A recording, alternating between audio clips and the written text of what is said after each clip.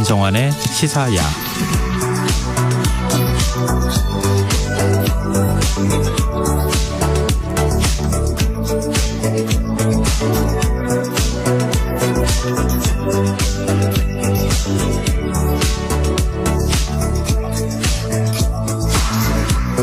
하루의 마무리, 오늘도 함께 하시죠. 시사평론가 김성환입니다. 극심한 생활고를 겪던 한 미혼모가 분유값을 벌기 위해 성매매에 나섰다가 아이를 방치해 숨지게 한 사건, 최근 뉴스를 통해 들어보셨을 텐데요. 법원이 이 미혼모에게 실형이 아닌 집행유예를 선고했습니다. 우리 사회도 책임이 있다는 건데요. 실제 한부모 가정이 겪는 실상은 어떤지 더 깊이 들여다보는 인터뷰 시간에 최형숙 미혼모협회 인트리 대표와 얘기 나눠보겠습니다. 그리고 화요일 코너죠. 빅데이터를 통해 인터넷 이슈를 살펴보는 이슈 이수다 코너도 마련돼 있으니까요. 많은 관심 부탁드립니다.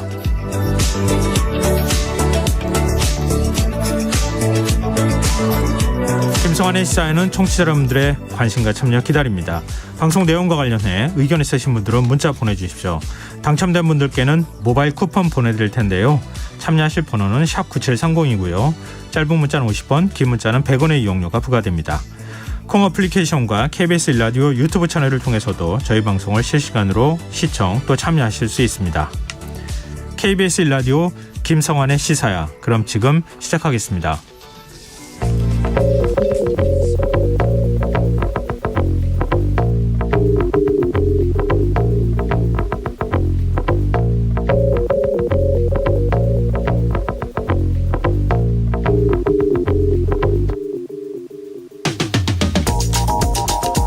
한국 영화 최초로 지난해 칸 영화제 비평가 주간 폐막작으로 상영된 영화 다음 소위.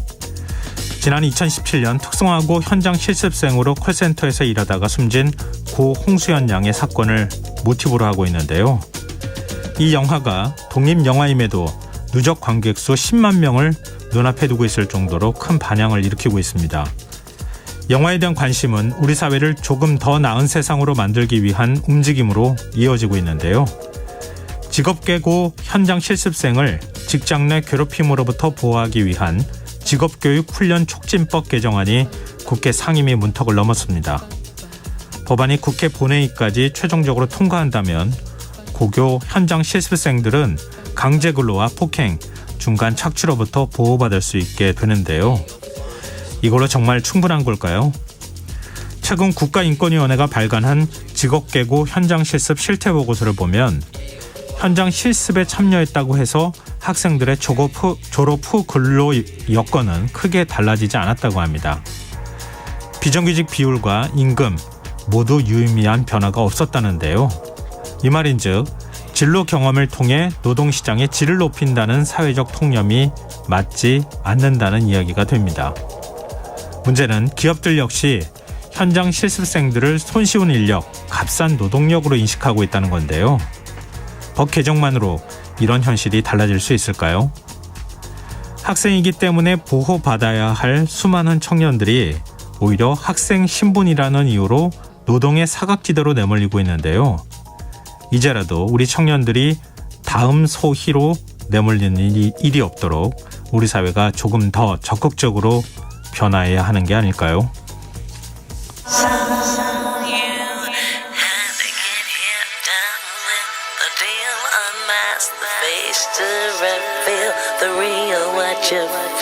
You and your everyday situations, all the unnecessary complications.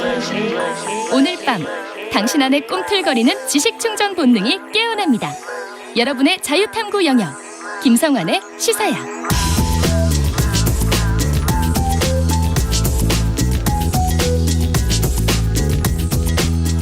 오늘 놓쳤던 뉴스 꼼꼼히 정리해드리는 뉴스야 시간입니다.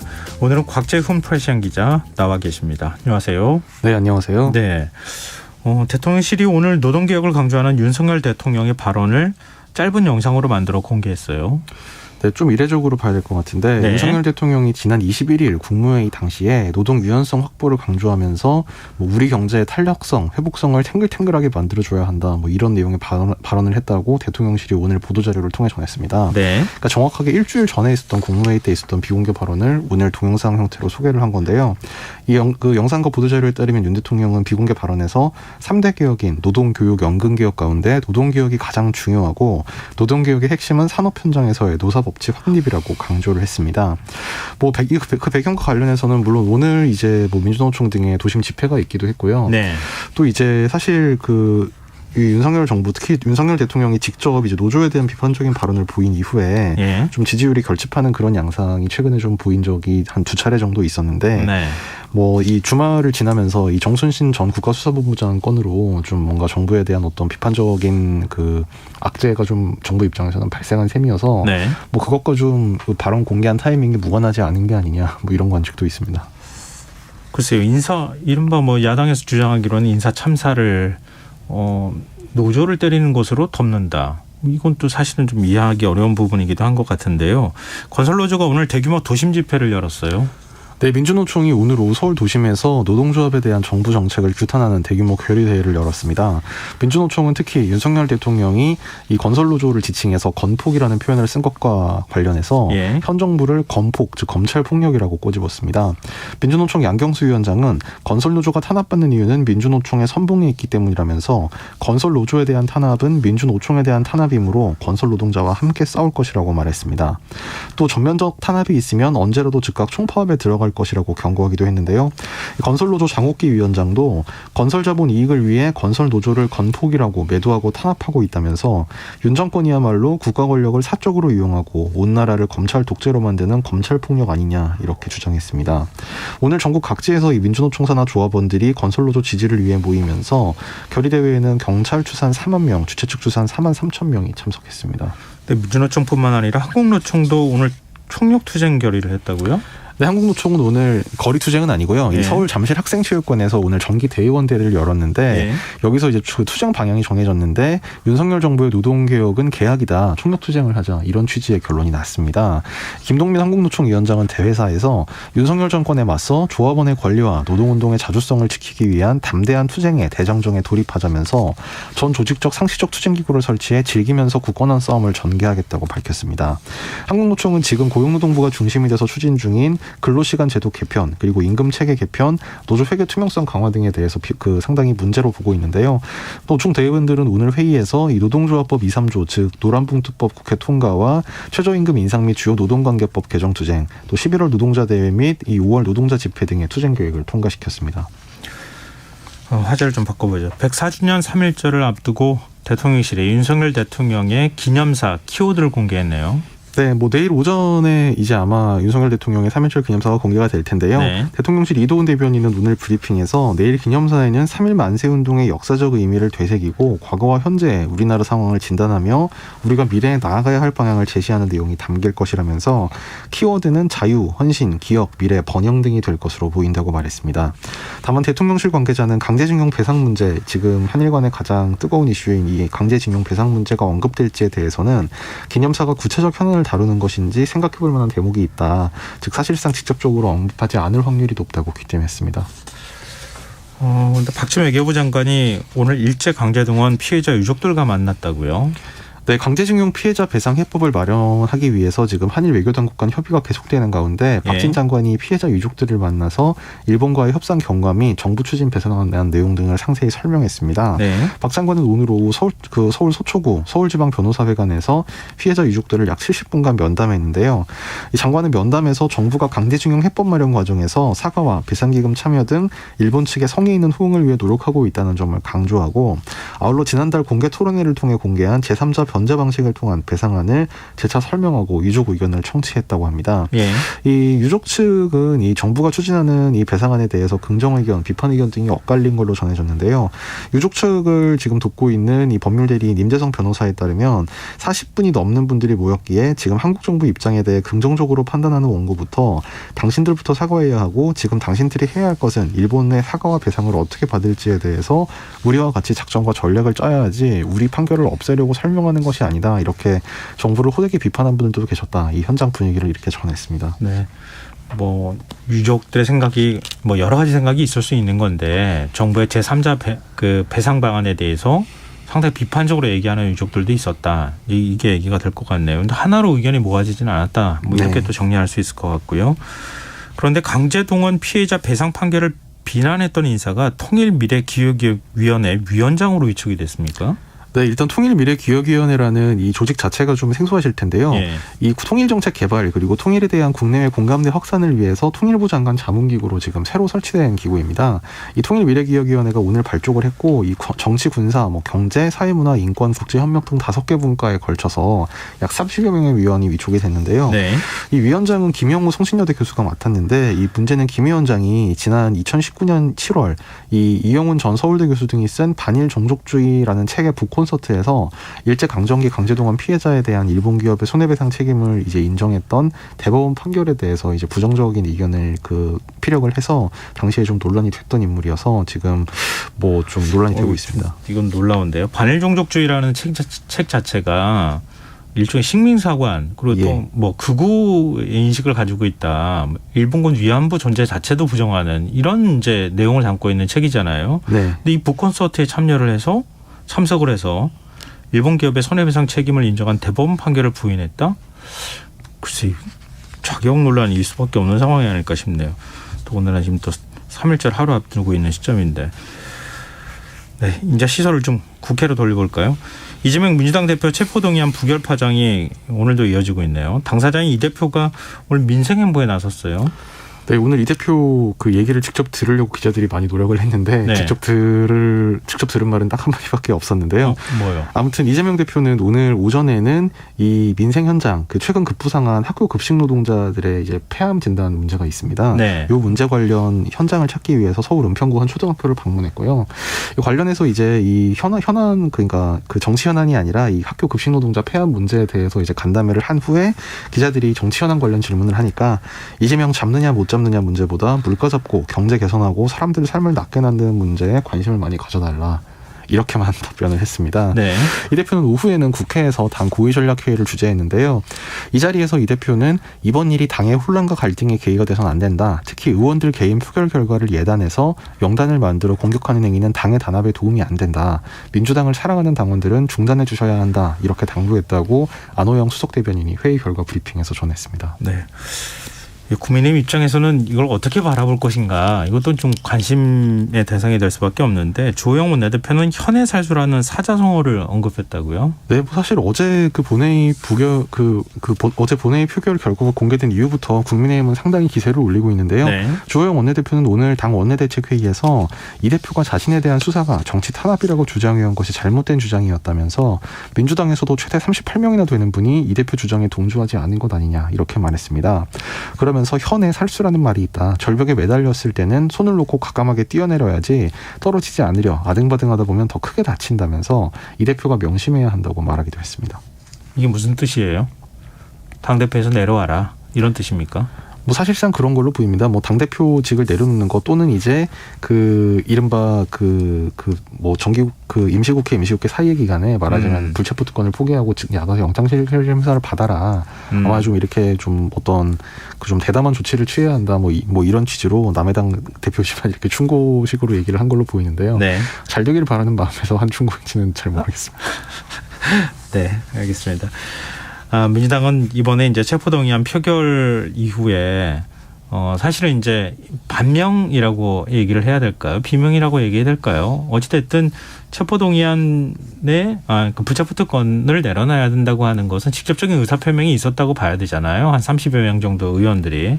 근데 이 부분에 대해서 당원들도 상당히 반발을 하고 있는 것 같고 SNS에서는 이른바 뭐 살상부도 돌고 있다고요. 네, 사실 아까 제가 이재명 대표의 오늘 오후 고위전략회의 발언을 소개해드렸는데 그때 이제 의원들 개인 표결 결과를 예단해서 명단 만들어 공격하는 건 단합에 도움이 안 된다. 당원들 중단해달라. 이 대표가 이렇게 당부했다는 게 일단 좀 포용적인 태도를 취한 거네요. 예, 사실 그게 이제 오늘 이 강성 지지층으로부터 이제 실제로 이런 일들이 좀 많이 있었기 때문에 이 대표가 자제를 당부를 하는데 지금 이런 상태입니다. 네. 소위 뭐 달 뭐 개혁의 딸이라고 불리는 이 대표 강성 지지자들이 민주당 의원 한 40여 명을 적시해서 낙선 명단을 뭐 만들어서 인터넷 공간에 올리면서 뭐 사진 지역구는 물론이고 선수 뭐 전화번호 이런 것까지 공개를 한다던가 또 다른 강성 지지자들은 앞서서 이 민주당의 당원 개정안 그러니까 기소 시에 당직을 정지하도록 규정한 것을 이제 없애자. 네, 이른바 80조 그거를 이제 그 부결을 당원 개정을 고치지 말고 현 당원을 유지하자 이렇게 주장했던 28명 의원들의 명단을 공유하면서 이 사람들이 찬성표를 던졌을 것이다. 뭐 이렇게 지목을 하고 SNS에서 이제 뭐 이른바 살생부처럼 이렇게 돌린다든지 뭐 이런 문제가 있었고 결과적으로 이에 대해서 이재명 대표까지 나서 자제를 촉구를 하게 됐습니다. 네. 당 분위기는 어떻습니까? 당 소속 의원들도 여러 가지 의견을 내고 있습니까? 뭐 아주 사실 뭐 열전이라고 보기는 어렵고 좀 냉전 비슷하게 지금 약간 내전 양상이 전개가 되고 있는데요. 친명계 그리고 당 주류에서는 어제 표결에 대해서 불편한 심기가 아주 노골적으로 드러나고 있습니다.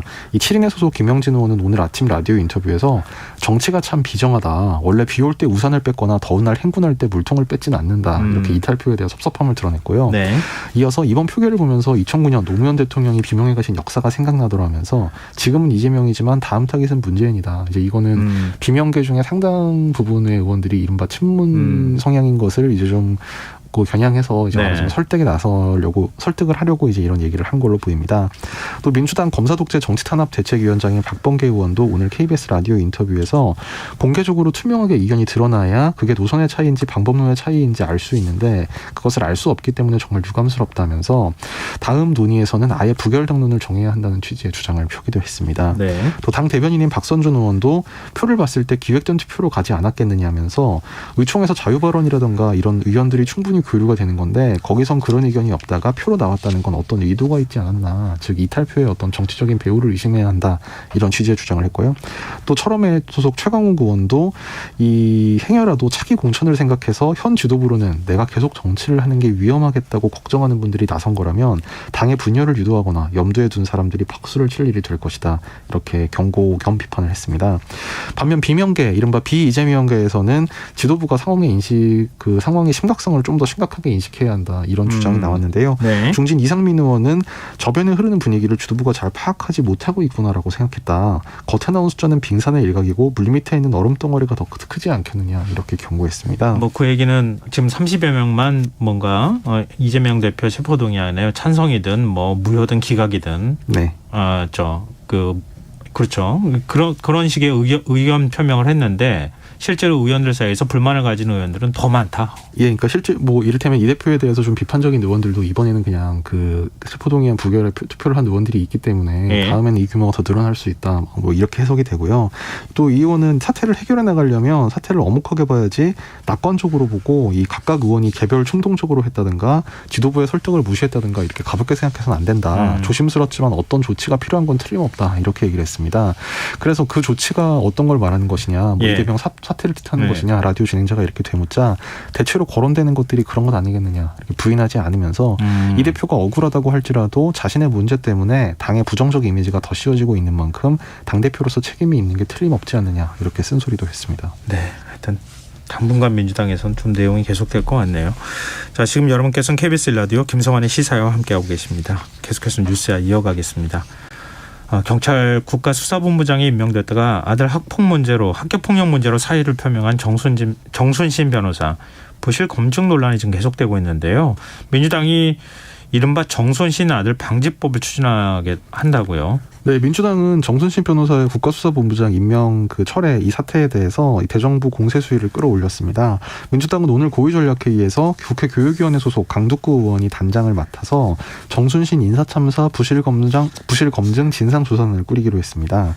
민주당 원내대변인은 기자들과 만나서 검사끼리 한 인사검증 외에도 서울대 입시 관련 비리가 있는지도 파악할 것이다. 이렇게 예고했는데요. 또 인사검증을 강화 그리고 학교폭력을 근절하는 내용의 이제 법안도 만들겠다. 민주당이 이렇게 밝혔습니다.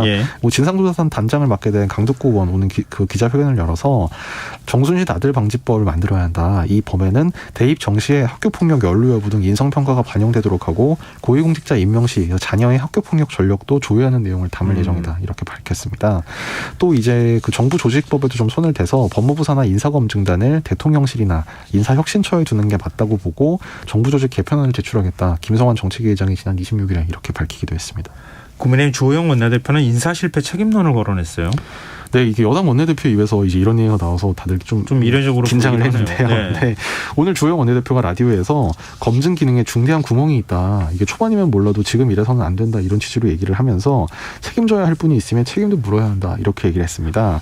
주 원내대표는 파장이 커지자 일반론을 얘기한 것이다. 이렇게 진화에 나섰는데요. 뭐 주 원내대표 외에도 지금 여당에서 유승민 전 의원이 나서서 윤석열 대통령 사과 또 책임자 문책을 촉구하기도 했습니다. 네. 유승민 전 의원은 또 아무도 책임지지 않는다. 임명 과정에 대해 검증 실패에 대해 이 정권 누구도 책임지지 않는다. 이렇게 질타하면서 이 무책임과 뻔뻔함은 스스로를 특권층이라고 생각하기 때문이라고 꼬집었습니다.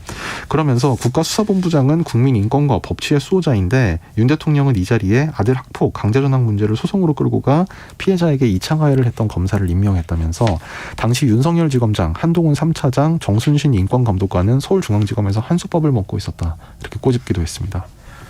근데 인사검증 책임을 지고 있는 인사정보관리단을 휴하해둔 한동훈 법무부 장관 사퇴로는 일단 선 그었고 정무적 책임만 언급을 했다고요? 네, 뭐 좀 요약하자면 어쨌든 이게 시스템상의 문제니까 시스템을 잘 보완하겠다 이런 취지로 답변을 했습니다. 한동훈 장관은 오늘 기자들과 만난 자리에서 인사검증의 1차적 객관적 검증 책임이 인사정보관리단에 있고 그 상관이 저니까 책임감을 느끼는 게 맞다면서 결과적으로 제가 관장하고 있던 기관에서 있었던 거고 국민들이 우려를 많이 하시니까 당연히 거기에 대해 제가 정무적 책임을 느껴야 되는 건 아니겠느냐 이렇게 말했습니다. 네. 이 정무적 책임이라는 단어가 좀 눈에 띄긴 했는데 한 장관은 그러나 제도적으로 인사검증의 여러 단계에서 학폭 이슈가 걸러지지 못한 것 같다. 제도적 보완책을 마련하겠다면서 책임감을 갖고 충실하게 일하겠다. 이렇게 말해서 이 자리에서 물러날 뜻은 없음을 간접적으로 밝혔습니다. 대통령실 관계자도 오늘 기자들과 만난 자리에서 그 인적 개편 같은 형식의 책임지는 방식과는 좀 선을 그었는데요. 네. 이 관계자는 문제를 해결하는 가장 좋은 방법은 이미 드러나 있는 명백한 문제부터 해결하는 것이라면서 검증 과정에서 드러난 문제부터 해결하고 인적 개편 등은 차차 보겠다. 이렇게 얘기했습니다. 뭐 우리가 이른바 이태원 참사 때도 봤던 것처럼 드러난 명백한 책임도 사실은 비켜갔던 측면이 있는 거잖아요. 근데 정무적 책임이라는 게 뭐예요? 법률적 책임하고 정무적 책임을 구분하는 겁니까? 책임은 정무적 책임 지는 거 아닌가요? 그러니까 저도 정무적 책임이라는 말은 보통 이제 그 책임을 지고 자리에서 물러난다는 그 맥락으로 보통 이제 많이 썼기 때문에 한 장관의 말이 그 처음 들렸을 때 좀 기자들이 약간 고개를 갸웃했는데 뭐 이제 여기서는 뭐 어떤 그 시스템을 보완한다던가 어떤 그런 행정적인 절차를 잘 보완하는 것이 장관으로서 더 책임지는 자세다. 뭐 이런 취지로 얘기를 한 걸로 보입니다. 네, 알겠습니다. 정순신 변호사하고 윤희근 경찰청장이 경찰에 고발당했다 이런 소식도 있네요. 네, 보수성향 시민단체 서민민생대책위원회가 오늘 경찰청 국가수사본부장에 임명됐다가 이 낙마한 정순신 변호사 그리고 이 윤희근 경찰청장에 대해서 경찰 고발 조치를 했다고 밝혔습니다. 정 변호사에 대해서는 허위 공문서 작성, 위계 공무집행방해 등 혐의가 그 고발 혐의였는데요. 이 단체는 고발장에서 정 변호사가 수사본부장 지원 당시 공직 예비후보자 사전질문서에서 아들의 학교폭력 관련 행정소송 사실을 숨겼다면서 의도적 허위 공문서 작성이고 명백한 공무집행 방해라고 주장했습니다. 윤희근 청장에 대해선 이 공모 지원자 3명 중 윤 대통령과 가까운 것으로 알려진 정 변호사를 최종 후보자로 추천토록 해서 인사검증 시스템의 신뢰를 추락시켰다 이렇게 주장했습니다. 화제를 좀 바꿔보죠. 탈북어민 강제 북송 사건을 수사해온 검찰이 문재인 정부 이른바 대북 또 안보라인 인사들을 일괄 기소해서 재판으로 넘겼어요. 네, 서울중앙지검이 이른바 탈북어민 북송 사건과 관련해서 노영민 전 청와대 비서실장, 정의원 전 국가안보실장, 서훈정 국정원장 그리고 김현철 전 통일부 장관을 국가정보원법상 직권남용, 허위공문서 작성 등 혐의로 오늘 불구속 기소했습니다. 검찰은 이들에게 2019년 11월 동료선원 16명을 살해한 것으로 지목된 탈북어민 2명이 귀순 의사를 밝혔음에도 강제로 북한에 돌려보내게 했다. 그래서 관계기관 공무원들에게 의무 없는 일을 시켰다. 이런 직권남용 권리행사 방해 혐의를 두고 있습니다. 검찰은 탈북어민도 헌법상 한국 국민인 만큼 이들을 귀순시켜서 국내 사법 절차에 따르게 하지 않고 이들의 의사에 반해서 북한으로 돌려보낸 건 불법이다. 이런 입장입니다.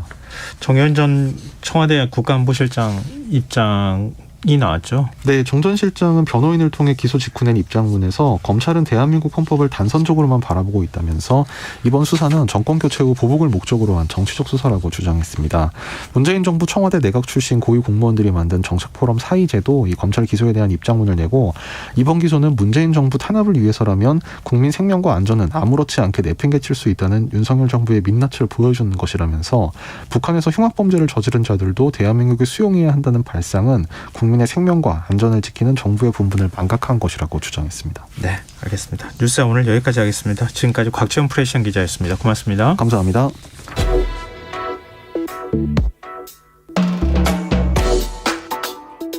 더 나은 내일을 준비하는 시간 KBS 1라디오 김성환의 시사야.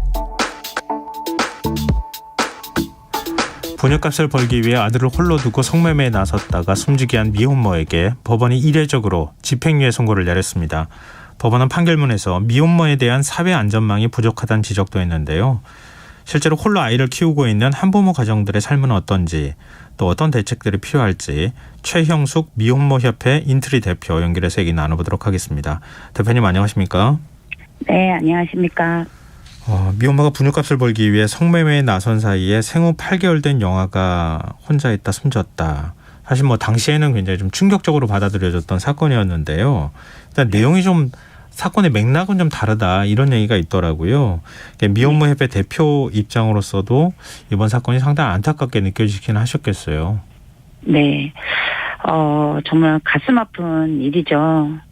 떠난 아이에게는 어른으로서 참 미안하고 또 그 평생을 어쨌든 아이를 잃은 엄마잖아요. 예. 자신의 실수로. 그래서 그런 죄책감에 평생을 가야 하는 아이 엄마도 참 안타까운 일이죠. 그럼에도 이런 법원의 판결 등은 그나마 그래도 사회의 책임이 있다라는 그런 내용들이 있어서 예. 그나마 조금은 위로가 되는 저희 입장에서는 당사자 운동을 하고 있는 입장에서는 그런 부분도 없지 않아 있습니다. 이번 사건 피고인의 경우에 임신했을 때 가족들이 낙태를 종용하면서 또 이것 때문에 갈등을 빚기도 했고 그 이후로 홀로 아이를 키웠다고 하더라고요. 근데 실제로 이렇게 주변에 기댈 곳 없는 미혼모들이 많지 않습니까? 많죠. 아직도 결혼하지 않고 아이를 임신한 여성에 대한 사회적 차별은 현장에서는 정말 너무 무서울 정도입니다. 세상이 많이 변했다고 하더라도 전혀 본인들은 당사자들은 굉장히 무서운데요. 저희 단체도 저희는 당사자 조직이기 때문에 네. 한 1,800명 정도의 카페 회원이 있으시거든요. 그런데 나이가 어리면 더 어렵죠. 나이가 어리면 네. 임신과 출산이라는 그 안에서 어리기 때문에 더 받는 차별은 더 심합니다. 그래서 약간의 이런 사회적 공동체 같은 느낌이에요. 네네. 이런 당사자 단체나 아니면 지원을 받기 위해서 찾아가는 센터 이런 곳들은 한부모나 미혼모 분들이 아이를 홀로 양육하는 분들이 찾아가는 것은 비빌 언덕 정도이지 않을까 하는 생각이 듭니다. 미혼모 입장에서 아이를 봐줄 사람이 없는데 경제 활동은 또 해야 되는 거잖아요. 어쨌든 그렇죠. 돈을 벌어야 아이랑 함께 생존을 이어갈 수 있는 상황이니까요.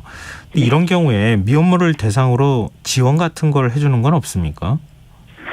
국가 돌봄이 미혼모를 위해서 특화되어 있거나 그러진 않습니다. 예. 그런데 사실 자녀를 임신과 출산이나 양육에서 모든 게 지원 체계가 필요하긴 하지만 예를 들면 이번 사건 같은 경우도 아이를 맡길 곳이 없었다. 그러니까 그 분이 어떤 일을 하느냐를 떠나서 급하게 내가 어디를 나가거나 일이 생기거나 할 때 맡길 수 있는 사람이 있어야 되는 거잖아요. 네. 미혼모이기 때문에 온 가족과 단절이 되었고 그럼 누군가에게 맡겨야 되는데 그런 긴급한 돌봄이 우리 국가 돌봄 체계 안에서는 아직 없습니다. 예를 들면 미혼모분이 출근을 해야 하는데 아이가 법정 전염병에 걸렸어요. 그러면 일주일을 어린이집을 못 가거든요. 예. 그러면 출근을 해야 하기 때문에 긴급 돌봄이 필요한데 당일날 아니면 하루 전날 매칭은 되지 않는 거죠. 그래서 이직률이 굉장히 높아요. 그리고 네. 아이들 엄마가 아플 경우 입원을 해야 되는데 아이를 맡길 수 없는 경우 이런 경우들도 많습니다. 아이 돌봄 때문에 사실은 그 미혼모들이 경제 활동을 하기가 쉽지가 않은 상황이잖아요. 네. 경제 상황이 대체적으로 조금 어려울 것 같은데 실제로는 어떻습니까? 네, 많이 어려우시죠. 거의 대부분이 경제활동을 못 하시는 분들이 많습니다. 그리고 경제활동을 한다 하더라도 안정적인 일자리는 찾기 힘들죠. 뭐, 정규직이나 아니면 고정적으로 일하는 일도 어려운 상황이고요. 아까 말씀드린 것처럼, 이중률이 굉장히 높고, 파트타임이나 아르바이트, 그런 걸 많이 하시죠, 보통은. 근데 지금 이제 그 미혼모 협회 대표를 맡고 계시잖아요. 근데 네. 대표님도 같은 아픔을 겪으셨다고 들었거든요. 아, 네. 저는 30대에 아이를 혼자 출산했고요. 예. 저도 똑같이 뭐 낙태를 주위에서 종용을 했고, 그래서 너가 키우는 것보다는 좋은 가정을 찾아주는 게 낫다라는 주위의 사람들의 말에 의해서 저는 아이를 입양 기간에 보냈다가 다시 찾아오고 그런 과정이 있었고, 그렇지만 저는 그래도 나이도 있고 전문직 여성이었기 때문에 아이 하나 키우는 건 어렵지 않을 거라고 생각을 했어요. 네. 그런데 미혼모라는 사실이 알려지면서 제가 가게 미용실을 하던 샵이 소문이 나면서 손님이 끊기고 6개월 만에 폐업을 하게 되었죠.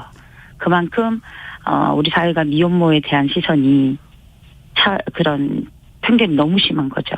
그래서 제가 아직 이런 경험을 하지 않았으면 좋겠다라는 이유로 미혼모 단체의 대표를 하고 있는 것 같습니다. 근데 지금 대표님이 이제 아이를 홀로 키우실 때하고 좀 그 세월이 조금 지났을 거 아닙니까? 그렇죠. 지금? 네. 근데도 변함이 없습니까? 예를 들면은 미혼모들이 아이를 도저히 돌볼 수가 없어서 뭐 입양을 하는 경우라든가 아니면 사회적 차별이 계속 좀 있는 것 때문에 힘들어한다거나 이런 건 여전합니까? 네, 여전합니다. 왜냐하면 보통은 결혼하지 않고 임신을 먼저 했다라고 하면 그래서 나는 낳을 거고 나는 키울 거다라고 하면 아이를 왜 불행하게 만드냐라고 하죠. 아빠가 없이 자랄 아이는 불행할 것이라는 기본적인 사회의 통념이 있는 것 같아요. 그리고 미혼모는 뭔가 문제가 있는 여성이고 뭔가 부도덕하거나 누구에게 버림받은 여성이다 이런 인식들이 있어요. 그래서 네가 키우는 것보다는 너가 키우는 것보다는 좋은 가정을 찾아주는 게 아이를 위하는 길이다라는 말은 지금도 제가 아이를 낳았던 2005년도나 지금 2023년도이죠. 작년까지도 그런 말은 미혼모들 대부분 다 듣습니다. 그리고 매년 우리나라가 아직도 한 1년에 300명 정도가 아이들이 해외 입양을 가거든요. 아직도. 그런데 그 해외 입양 가는 아이들의 90% 이상이 미혼모의 자녀입니다. 그리고 2019년에는 해외 입양 간 아이의 100%가 미혼모의 자녀였어요. 그러면 아직도 우리 사회는 미혼모에 대한 인식이 그만큼 안 좋다는 거죠. 이게 굉장히 다시 한번 우리 사회가 반성해야 될 문제이지 않을까 싶어요. 지금 이제 집행유예 판결을 받은 미혼모의 경우에 사실은 좀 시선은 좀 엇갈리는 것 같아요. 정당한 방법으로 돈을 벌 생각을 해야지 성매매를 하는 건 좀 아니지 않느냐. 오히려 처벌을 해야 된다. 이런 주장을 내놓는 사람들도 있거든요. 대표님 이 부분에 대해서 사건 내용을 다 들여다보고 알고 계시니까 어떻게 생각하십니까? 네. 뭐 보는 시각들은 다 다를 수 있으니까요. 사람들의 가치관도 또한 다르고. 근데 저는 저의 개인적인 생각도 성매매가 정당화할 수 있다고는 보지 않습니다. 근데 저는 제가 35세 아이를 임신하고 양육을 하면서 늘 아침에 눈을 뜨면 생각했던 것이 내가 이 아이는 성인이 될 때까지는 어떤 일이 있어도 무엇을 해서라도 책임을 다해 아이를 키워야 된다 이런 마음의 압박감이 있었거든요. 아마 그분도 그러지 않았을까 하는 생각이 들어요. 무엇을 해서라도 아이는 먹이고 입히고 양육을 해야 하니까요. 그 엄마도 정당한 일을 찾아보지 않았을까 하는 생각도 들고요. 그리고 아이 엄마에 대해서는 사실 쉽사리 이렇게 정당한 일을 하지 않았다고 비난만 할 수는 없다고 저는 생각을 해요. 그분의 상황이 정말 절박했을 수도 있으니까 우리가 함부로 어떤 재단을 하지 말았으면 좋겠다 이런 생각을 하고 있습니다. 그러니까 왜 그런 선택을 할 수밖에 없었는지 또 그 선택까지 내몰릴 수밖에 없었던 사정이나 환경 또 사회적 네. 책임에 대해서는 고민할 수밖에 없는 상황 아니겠습니까? 네. 근데 지금 이제 정부 지원 문제 앞서 잠깐 언급은 하시긴 하셨는데 양육비 지원이 전혀 없습니까? 일부 있기는 한 거죠? 네, 양육비 지원 있죠. 뭐 국가에서 아동 양육비 지원도 있고 아동 수당도 있고 또 이분 같은 경우도 기초생활수급비도 받으신 걸로 제가 기사에서 봤습니다. 근데 네. 사실 8개월 된 아이를 키우는데 기사에서 본 것처럼 한 130여만 원으로 자녀를 양육을 하셨더라고요. 예. 그리고 월세가 나가고 공과금이 나가고 이런 걸 다 계산했을 때 사실 아이를 키울 수 있는 최저의 금액이라고 저는 최저로도 안 된다고 생각이 들어요. 왜냐하면 네. 이 어린 아이한테 뭐 예를 들면 뭐 국가에서 조금만 아르바이트를 해도 생계비는 줄어들 수밖에 없고 또 제가 그 기사에서 봤을 때는 뭐 그 건강보험료도 밀려 있고 이런 것들이 이분한테는 분명히 있었을 거고 그러면 네. 그 밀린 상태에서 8개월 동안 양육을 했어야 되는 거였잖아요. 예. 그래서 국가에서 주는 미혼모 한부모 양육비가 20만 원이거든요. 20만 네. 원이면 한 달 분유값이 되지 않아요. 그러니까 턱없이 아직은 많이 바뀌어 나가야 되는 거죠. 지원이나 제도들이. 아직도 턱없이 부족한 건 사실입니다.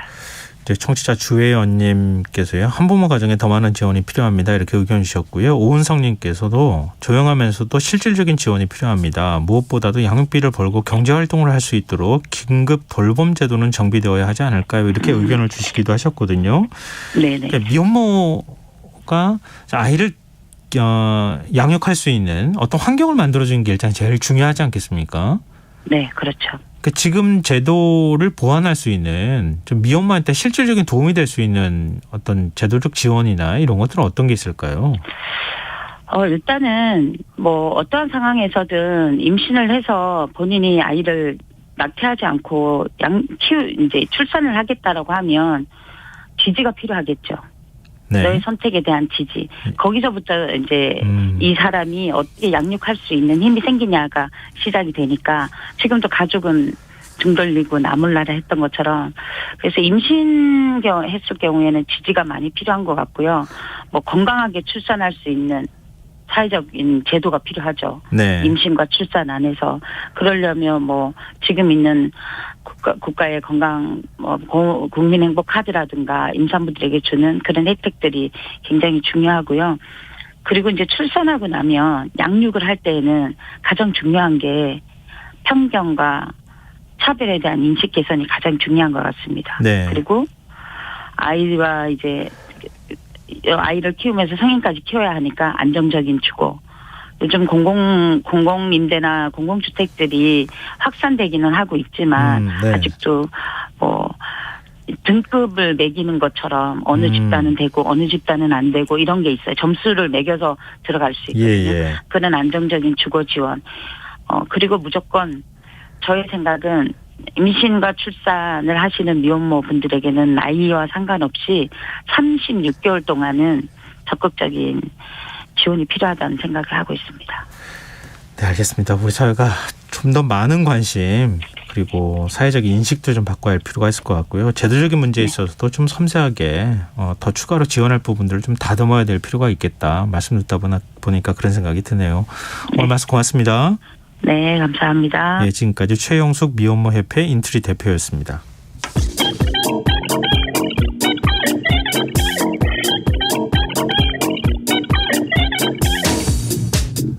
빅데이터로 인터넷에서 화제가 되고 있는 이슈 살펴보는 시간입니다. 이슈의 수다. 빅데이터를 읽어주는 남자 김덕진 미래사회 IT연구소 소장. 오늘은 전화로 만나보겠습니다. 소장님 안녕하세요. 네, 안녕하세요. 반갑습니다. 김덕진입니다. 네, 한 주간의 이슈 어떻게 뽑으셨습니까? 네, 일단은 이번 주 1위 분야는요. 사회 분야이고요. 예. 키워드는 본부장입니다. 이 정순신 본부장을 이야기하는 것인데요. 네. 이제 아들의 학교 폭력 사건으로 하루 만에 국가수사본부장에서 낙마한 정순신 사태 후폭풍에 대한 이야기입니다. 야당인 더불어민주당은 인사참사에 책임 물어서 윤석열 대통령 사과, 인사검증 라인 문체까지 요구하고 나섰는데요. 이에 대해서 이제 국민 여론이 악화되니까 윤 대통령이 이제 수석 비서관 회의에서 교육부가 지방교육청 등 유관기관과 협력해서 학교폭력 근절 대책 조소의 조기 보고하라라고 지시를 했습니다. 그리고 이제 또 한 가지 이제 지난해 정부가 과거에 민정수석실이 담당했던 인사검증을 이제 양지로 끌려 올리겠다라고 하면서 법무부 산하의 별도 조직을 만들었었는데 네. 이제 1년 만에 이른바 이제 부실 검증 민낯을 드러내다 보니까 네. 이에 대한 좀 비판이 지금 온라인상에서 좀 많이 나오고 있는 상황인 것 같습니다. 그래서 이게 단순히 이번 그냥 그 사태로 끝나는 것이 아니라 이 기회에 정부의 전반적인 태도를 좀 바꿔야 된다. 이제 검증에 대한 걸 좀 제대로 해야 된다. 이런 얘기가 좀 나오고 있고요. 그래서 댓글에서도 관련된 이야기들에 대해서 계속 좀 확인해야 된다. 이런 얘기들까지 나오고 있습니다. 그리고 이제 또 한 가지 연관 키워드로 나오는 것이 이제 서울대인데요. 네. 어떻게 보면 서울대도 지금 내부 게시판을 비롯해서 이제 정 변호사의 아들 이야기로 좀 뒤숭숭한 상황이라고 합니다. 그래서 어떻게 붙은 거냐, 지금이라도 징계가 안 되느냐 이런 글이 좀 많이 올라오는데 어쨌든 이제 그 정 씨 같은 경우에는 2020학년도 이제 정시 전형을 통해서 서울대에 합격을 했고 수능 100% 선발이라고 합니다. 그리고 이제 학내외 징계 요소 등 감점이 활용될 수는 있지만 이게 그렇게 크게 반영이 되지 않아서 결론적으로 얘기하면은 이제 수능으로 봤기 때문에 이 부분에서 이렇게 지금 징계나 이런 것들이 현실적으로는 어렵다 이런 얘기들이 나오다 보니까 오히려 이 부분에 대해서 조금 더 사람들이 더 뜨겁게 지금 반응하고 있다. 이렇게 같이 설명드릴 수 있을 것 같습니다. 그러니까 피해자는 대학 입학도 하지 못할 정도로 그 정시적 충격에서 벗어나지 못하고 있는데 가해자는 버젓이 정시 전형으로 이른바 명문대 합격하는 이게 과연 공정한 거냐 이런 것에 의문을 제기하고 있다는 거잖아요. 예, 맞습니다. 근데 이번에 이제 논란이 커진 배경 중에 하나가 OTT 드라마 더 글로리 인기가 굉장히 높다는 것도 이 영향을 미친 거라고 볼 수 있는 거죠. 네, 실제로 이제 이 지금 이야기를 현실판 더 글로리다 이런 얘기가 나오고 있는 것 자체가 지금 타이밍에 이제 더 글로리라고 하는 그 OTT 드라마가 어떻게 보면은 이제 학교 폭력으로 인해서 상당히 고통을 받았던 극중 이제 송혜교 씨가 이제 복수를 하기 위해서 보여주는 상황이라고 볼 수 있을 것 같습니다. 온몸에 이제 흉터가 있고 이걸 초인적 인내력으로 복수를 준비해서 가해자들의 숨통을 조이는 모습을 보여주는데 또 이제 근데 하필 또 지금 타이밍이 이제 시즌 2를 앞두고 있는 상황에서 본격적인 복수 시작 전에 또 끝났거든요. 그러니까 사람들의 관심이 계속적으로 이어지고 있는 상황인데 그 상황에서 지금 이런 상황이 생기니까 결국에는 이거에 대해서 과연 어떤 식으로 이제 이야기할 것이냐 그리고 이 부분에 있어서 조치가 취해져야 되는 것이 아니냐라는 얘기가 나왔고요. 그래서인지 지금 제도 보완이나 아니면 학교 폭력 가해자에 대한 입시 불이 강화할 것으로 지금 주문이 되고 있습니다. 그래서 정시 과정에서도 학교 폭력 조치 사항을 좀 반영하는 방안을 검토하겠다 이런 얘기 나오고 있고요. 또 이제 민사고를 담당했었던 이제 학폭위원장이 오마이뉴스와의 인터뷰에서는 파렴치한 법조인들의 부모들이 더 있다. 그래서 이제 법을 아는 사람들이 법을 악용한다 이런 증언을 했거든요. 그러다 보니까 이 부분에 있어서도 다른 좀 드러나지 않은 것들까지도 좀 이번에 확인해야 되는 거 아니냐라고 하는 SNS에 뜨거운 의견들이 같이 있었다라고 말씀드릴 수 있을 것 같습니다. 네, 일종의 법조인이 이렇게 법률적인 문제를 재판으로까지 끌고 가면서 결국은 문제 해결을 더 어렵게 만들거나 2차 가해를 한다 이런 논란으로까지 가는 것 같은데요.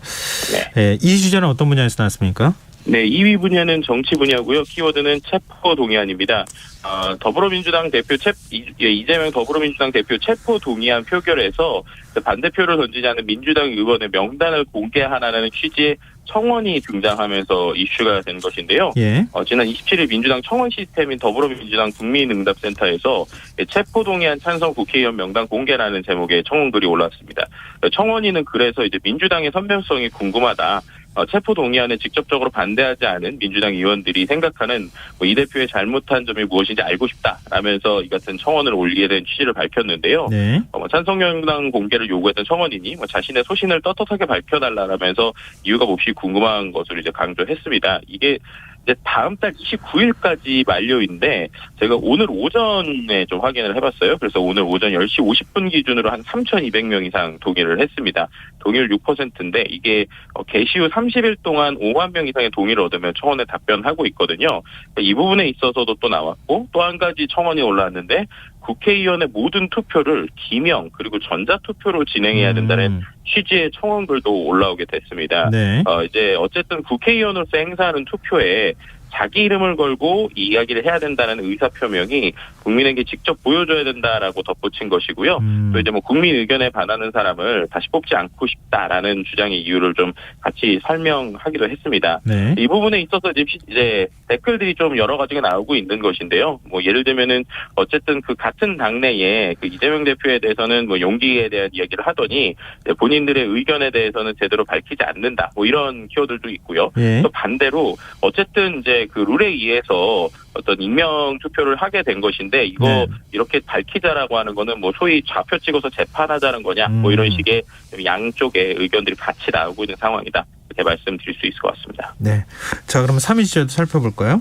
네, 3위 주제는요. 생활 분야의 반려동물이라는 키워드인데요. 예. 그 주제인데 그 중에서 키워드는 천견이라고 하는 키워드입니다. 이게 웬 천견이냐 이런데 이게 강아지 이름이에요. 그래서 네. 어떤 강아지냐라고 봤더니 원래 수술을 포기했었던 반려견인데 한 회사원이 수술비를 쾌척하면서 이제 화제가 된 것입니다. 춘천에서 이제 기초생활수급자로 홀로 살고 있는 74살의 이영식 씨가 있는데요. 예. 그분께서 1년 전에 이제 반려견 천견이를 입양했다고 합니다.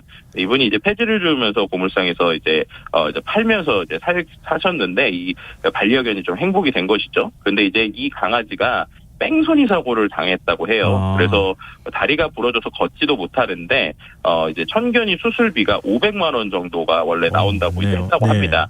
그러니까 이제 뭐 마련할 방법이 없으니까 뭐 급한 대로 뭐 나무나 고무를 이용해서 다리 고정을 했는데 이게 더 상태가 안 좋아졌다고 합니다. 근데 이제 이 천견이에게 정말 행운 같은 일이 나왔는데 업무차 춘천을 방문한 한 회사원이 도와주기로 했다는 거예요. 근데 이게 강아지를 이 회사원이 바라봤는데 그 강아지가 마치 자기를 구해달라라고 3번 정도 얘기하는 느낌을 받았다고 해서 실제로 그 강아지를 이제 데리고 가서 치료 방법도 고민해주고 수술비도 선뜻 내줬다고 하고요. 또 이제 인근 동물병원도 함께 찾아가서 상황을 좀 설명을 했더니 한 병원에서 원래 500만 원 드는데 300만 원 정도의 수술이 가능하다는 약속을 받았다고 합니다. 그래서 이제 정말 아무 연도 없는 분이신데 수술을 무사히 마치고 지금 회복 중이라고 해서요. 이런 거를 보더라도 참 이 사연 자체가 아직은 좀 세상이 따뜻하다는 걸 보여줬는지 많은 댓글들에서 이것에 대해서 칭찬하고 또 그 강아지나 그 할아버지가 정말 행복하게 사시길 또 이렇게 어떤 좋은 처치를 해준 이 직장인도 좀 칭찬받았으면 좋겠다. 이런 키워드들이 좀 같이 나오게 되었습니다. 네. 자, 4위 주제는 뭡니까?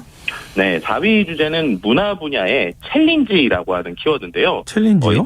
네, 이 챌린지라고 하는 게 보통 이제 쇼폰 플랫폼에서 뭔가 춤을 따라 하거나 뭔가 뭐 의미 있는 뭐 이렇게 어떤 걸 하는 이런 챌린지들을 말하는데 이번에 말한 챌린지는 3.1절을 맞아서 온라인상에서 쇼폼 챌린지가 유행을 하면서 분석된 키워드입니다.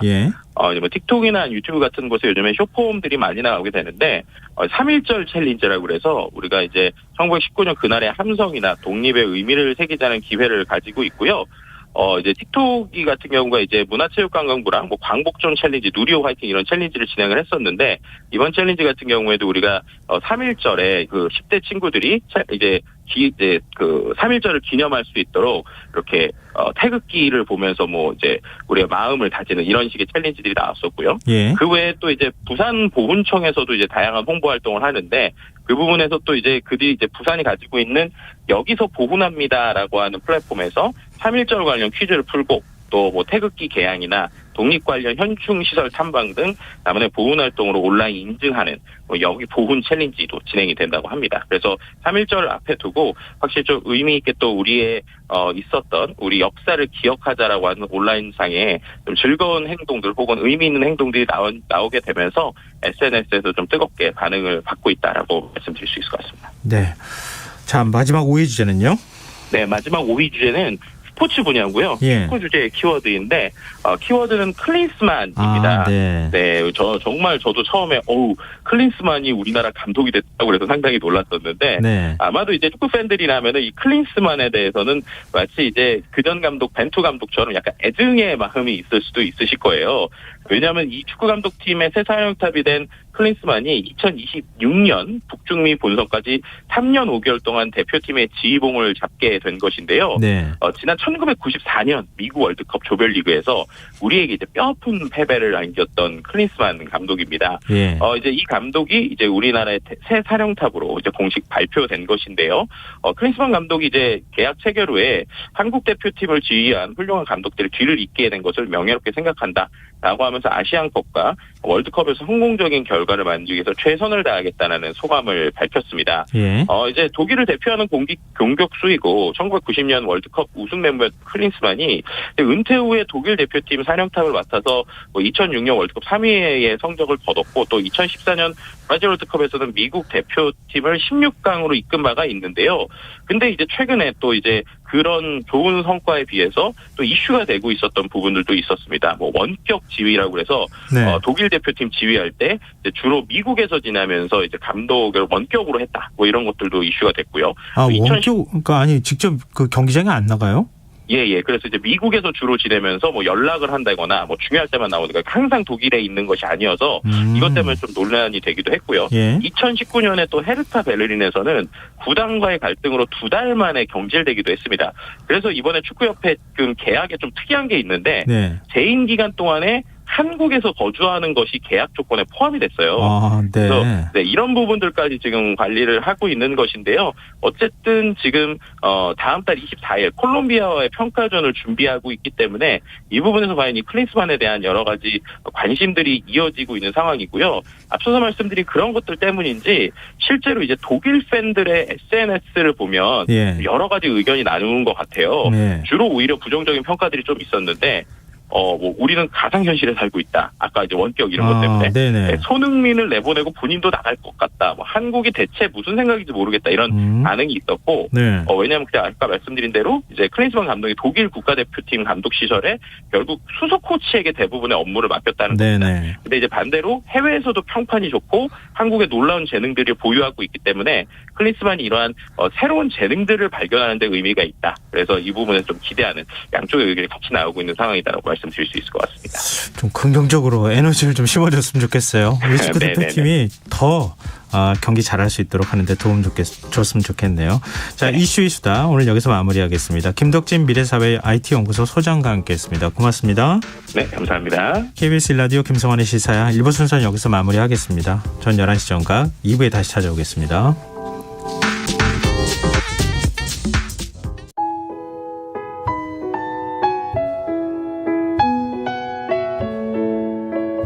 경제적인 어려움에 처한 위기 가정들이 늘고 있습니다. 복지 사각지대에 처해 있는 가정들을 미리 찾아서 지원하고 위기로부터 구하는 일이 시급한데요. KBS 강태원 복지재단은 전국의 복지관과 연대해 복지 사각지대에 있는 위기 가정들을 찾아서 지원하는 운동을 시작합니다. 생활고로 인해 소중한 생명과 가정이 파탄나는 비극이 다시는 일어나지 않도록 이 일에 함께해 주십시오. 지역 복지 전문가로서 누구보다 위기 가정을 잘 찾아낼 수 있는 복지관과 관계자 여러분들의 많은 참여를 기다리고 있습니다. 지금 바로 KBS 강태원 복지재단 홈페이지에서 신청해 주세요. KBS 강태원 복지재단.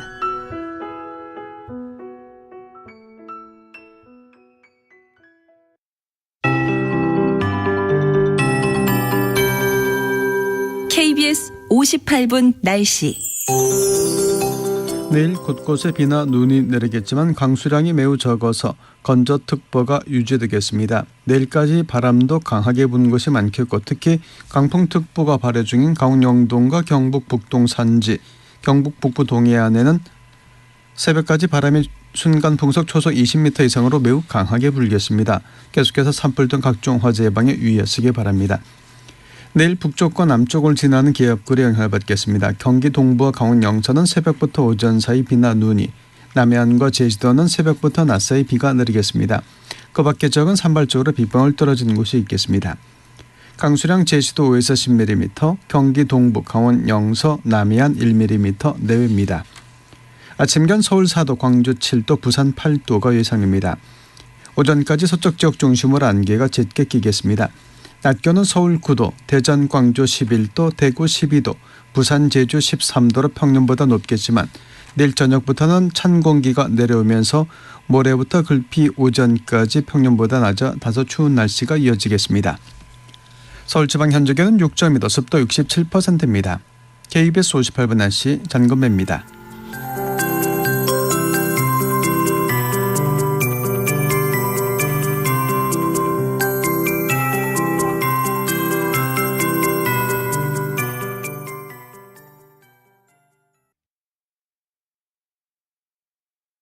정성을 다하는 국민의 방송 KBS가 11시를 알려드립니다. AM 711kHz, FM 97.3MHz, KBS 1라디오입니다. HLKA.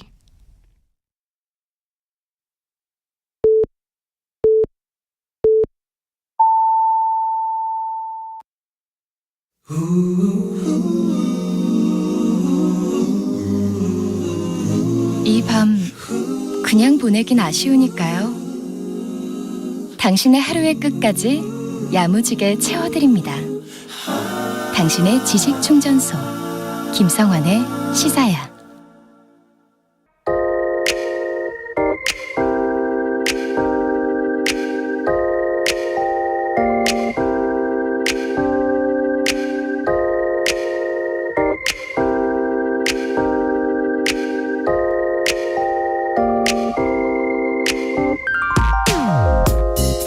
살아있는 내가 증거다.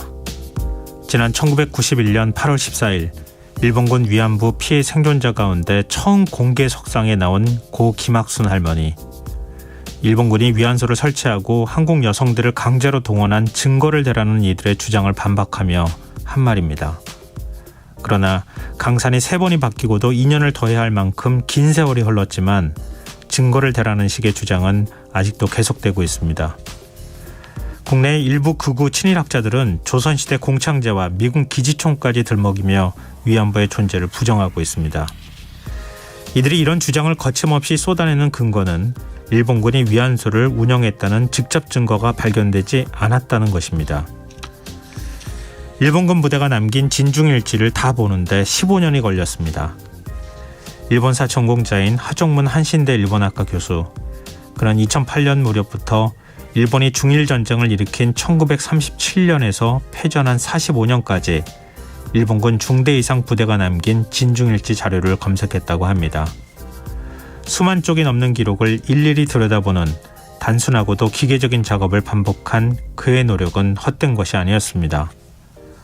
1938년 1월 10일 일본 상하이 파견군 이하대대는 사단 참모부의 지휘를 받아 제작한 전장 위안소 규정을 병사들에게 배포합니다. 그리고 위안소 출입이 처음 허가된 2월 1일 전장 일지에는 이렇게 기록했다고 합니다.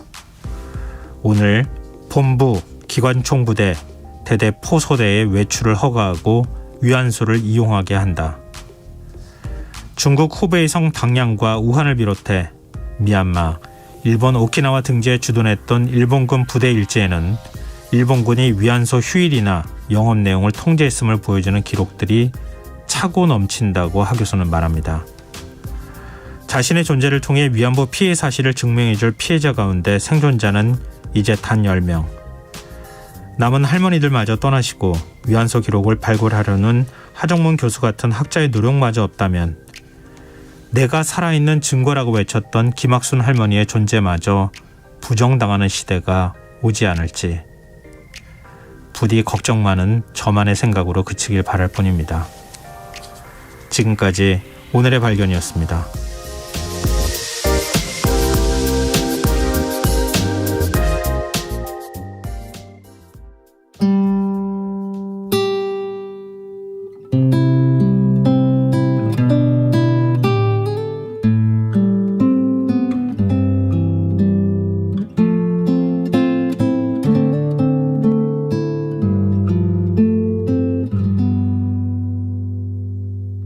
소원이 꼭 그 걸음을 멈추고 그대여 내 곁에서 쉬어가 숨을 쉬어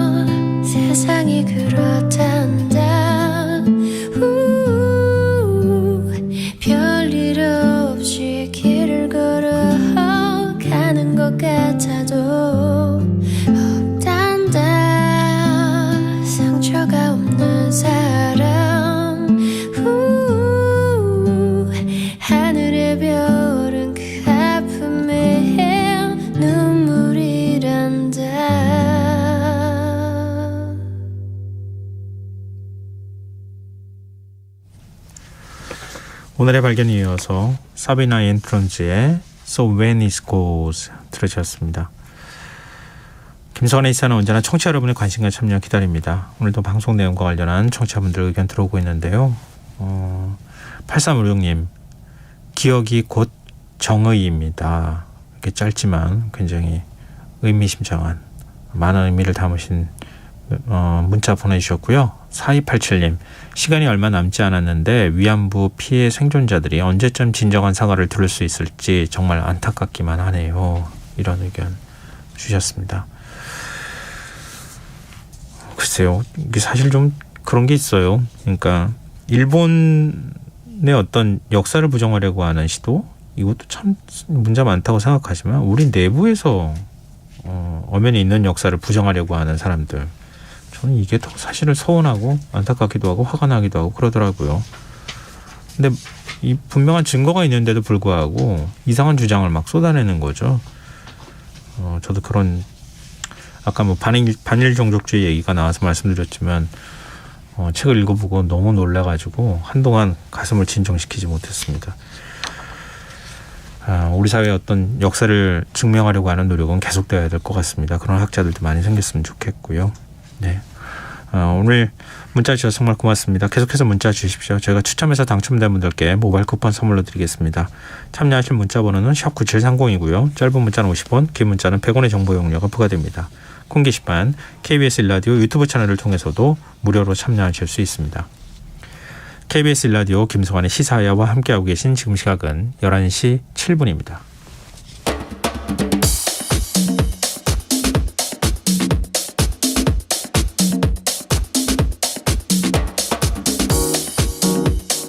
오늘 일어난 세상 곳곳의 소식들 당일 배송으로 전해드립니다. 밤참 뉴스 이영경 뉴스캐스터 나와 계십니다. 안녕하세요. 네, 안녕하세요. 네, 산불 소식이 지금 들어와 있어요. 네. 경북 예천에서 산불이 발생해 주민 대피령까지 지금 내려진 상황이라고요. 예, 산불이 민가까지 접근을 하면서 사실 마을 일대까지 위험한 거 아니냐 이런 얘기들이 나오고 있는데요. 네. 불이 난 게 아직 예천의 한 야산에서 왜 불이 났는지 원인을 알 수 없는 불이 오늘 낮 3시 50분에 발생을 했습니다.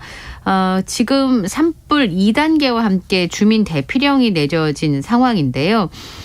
지금 산림청에서 발표한 걸 보면 9시 40분 기준으로 했을 때 예. 진화율이 85%고 화선도 150m 정도로 밤 11시까지 주부를 진화하는 것이 목표다 이렇게 밝혔습니다. 산불이 번지면서 인근 마을 주민 400여 명이 초등학교로 대피를 했었어요. 근데 네. 지금은 60여 명만 남기고 나머지는 다 복구한 상황이고요.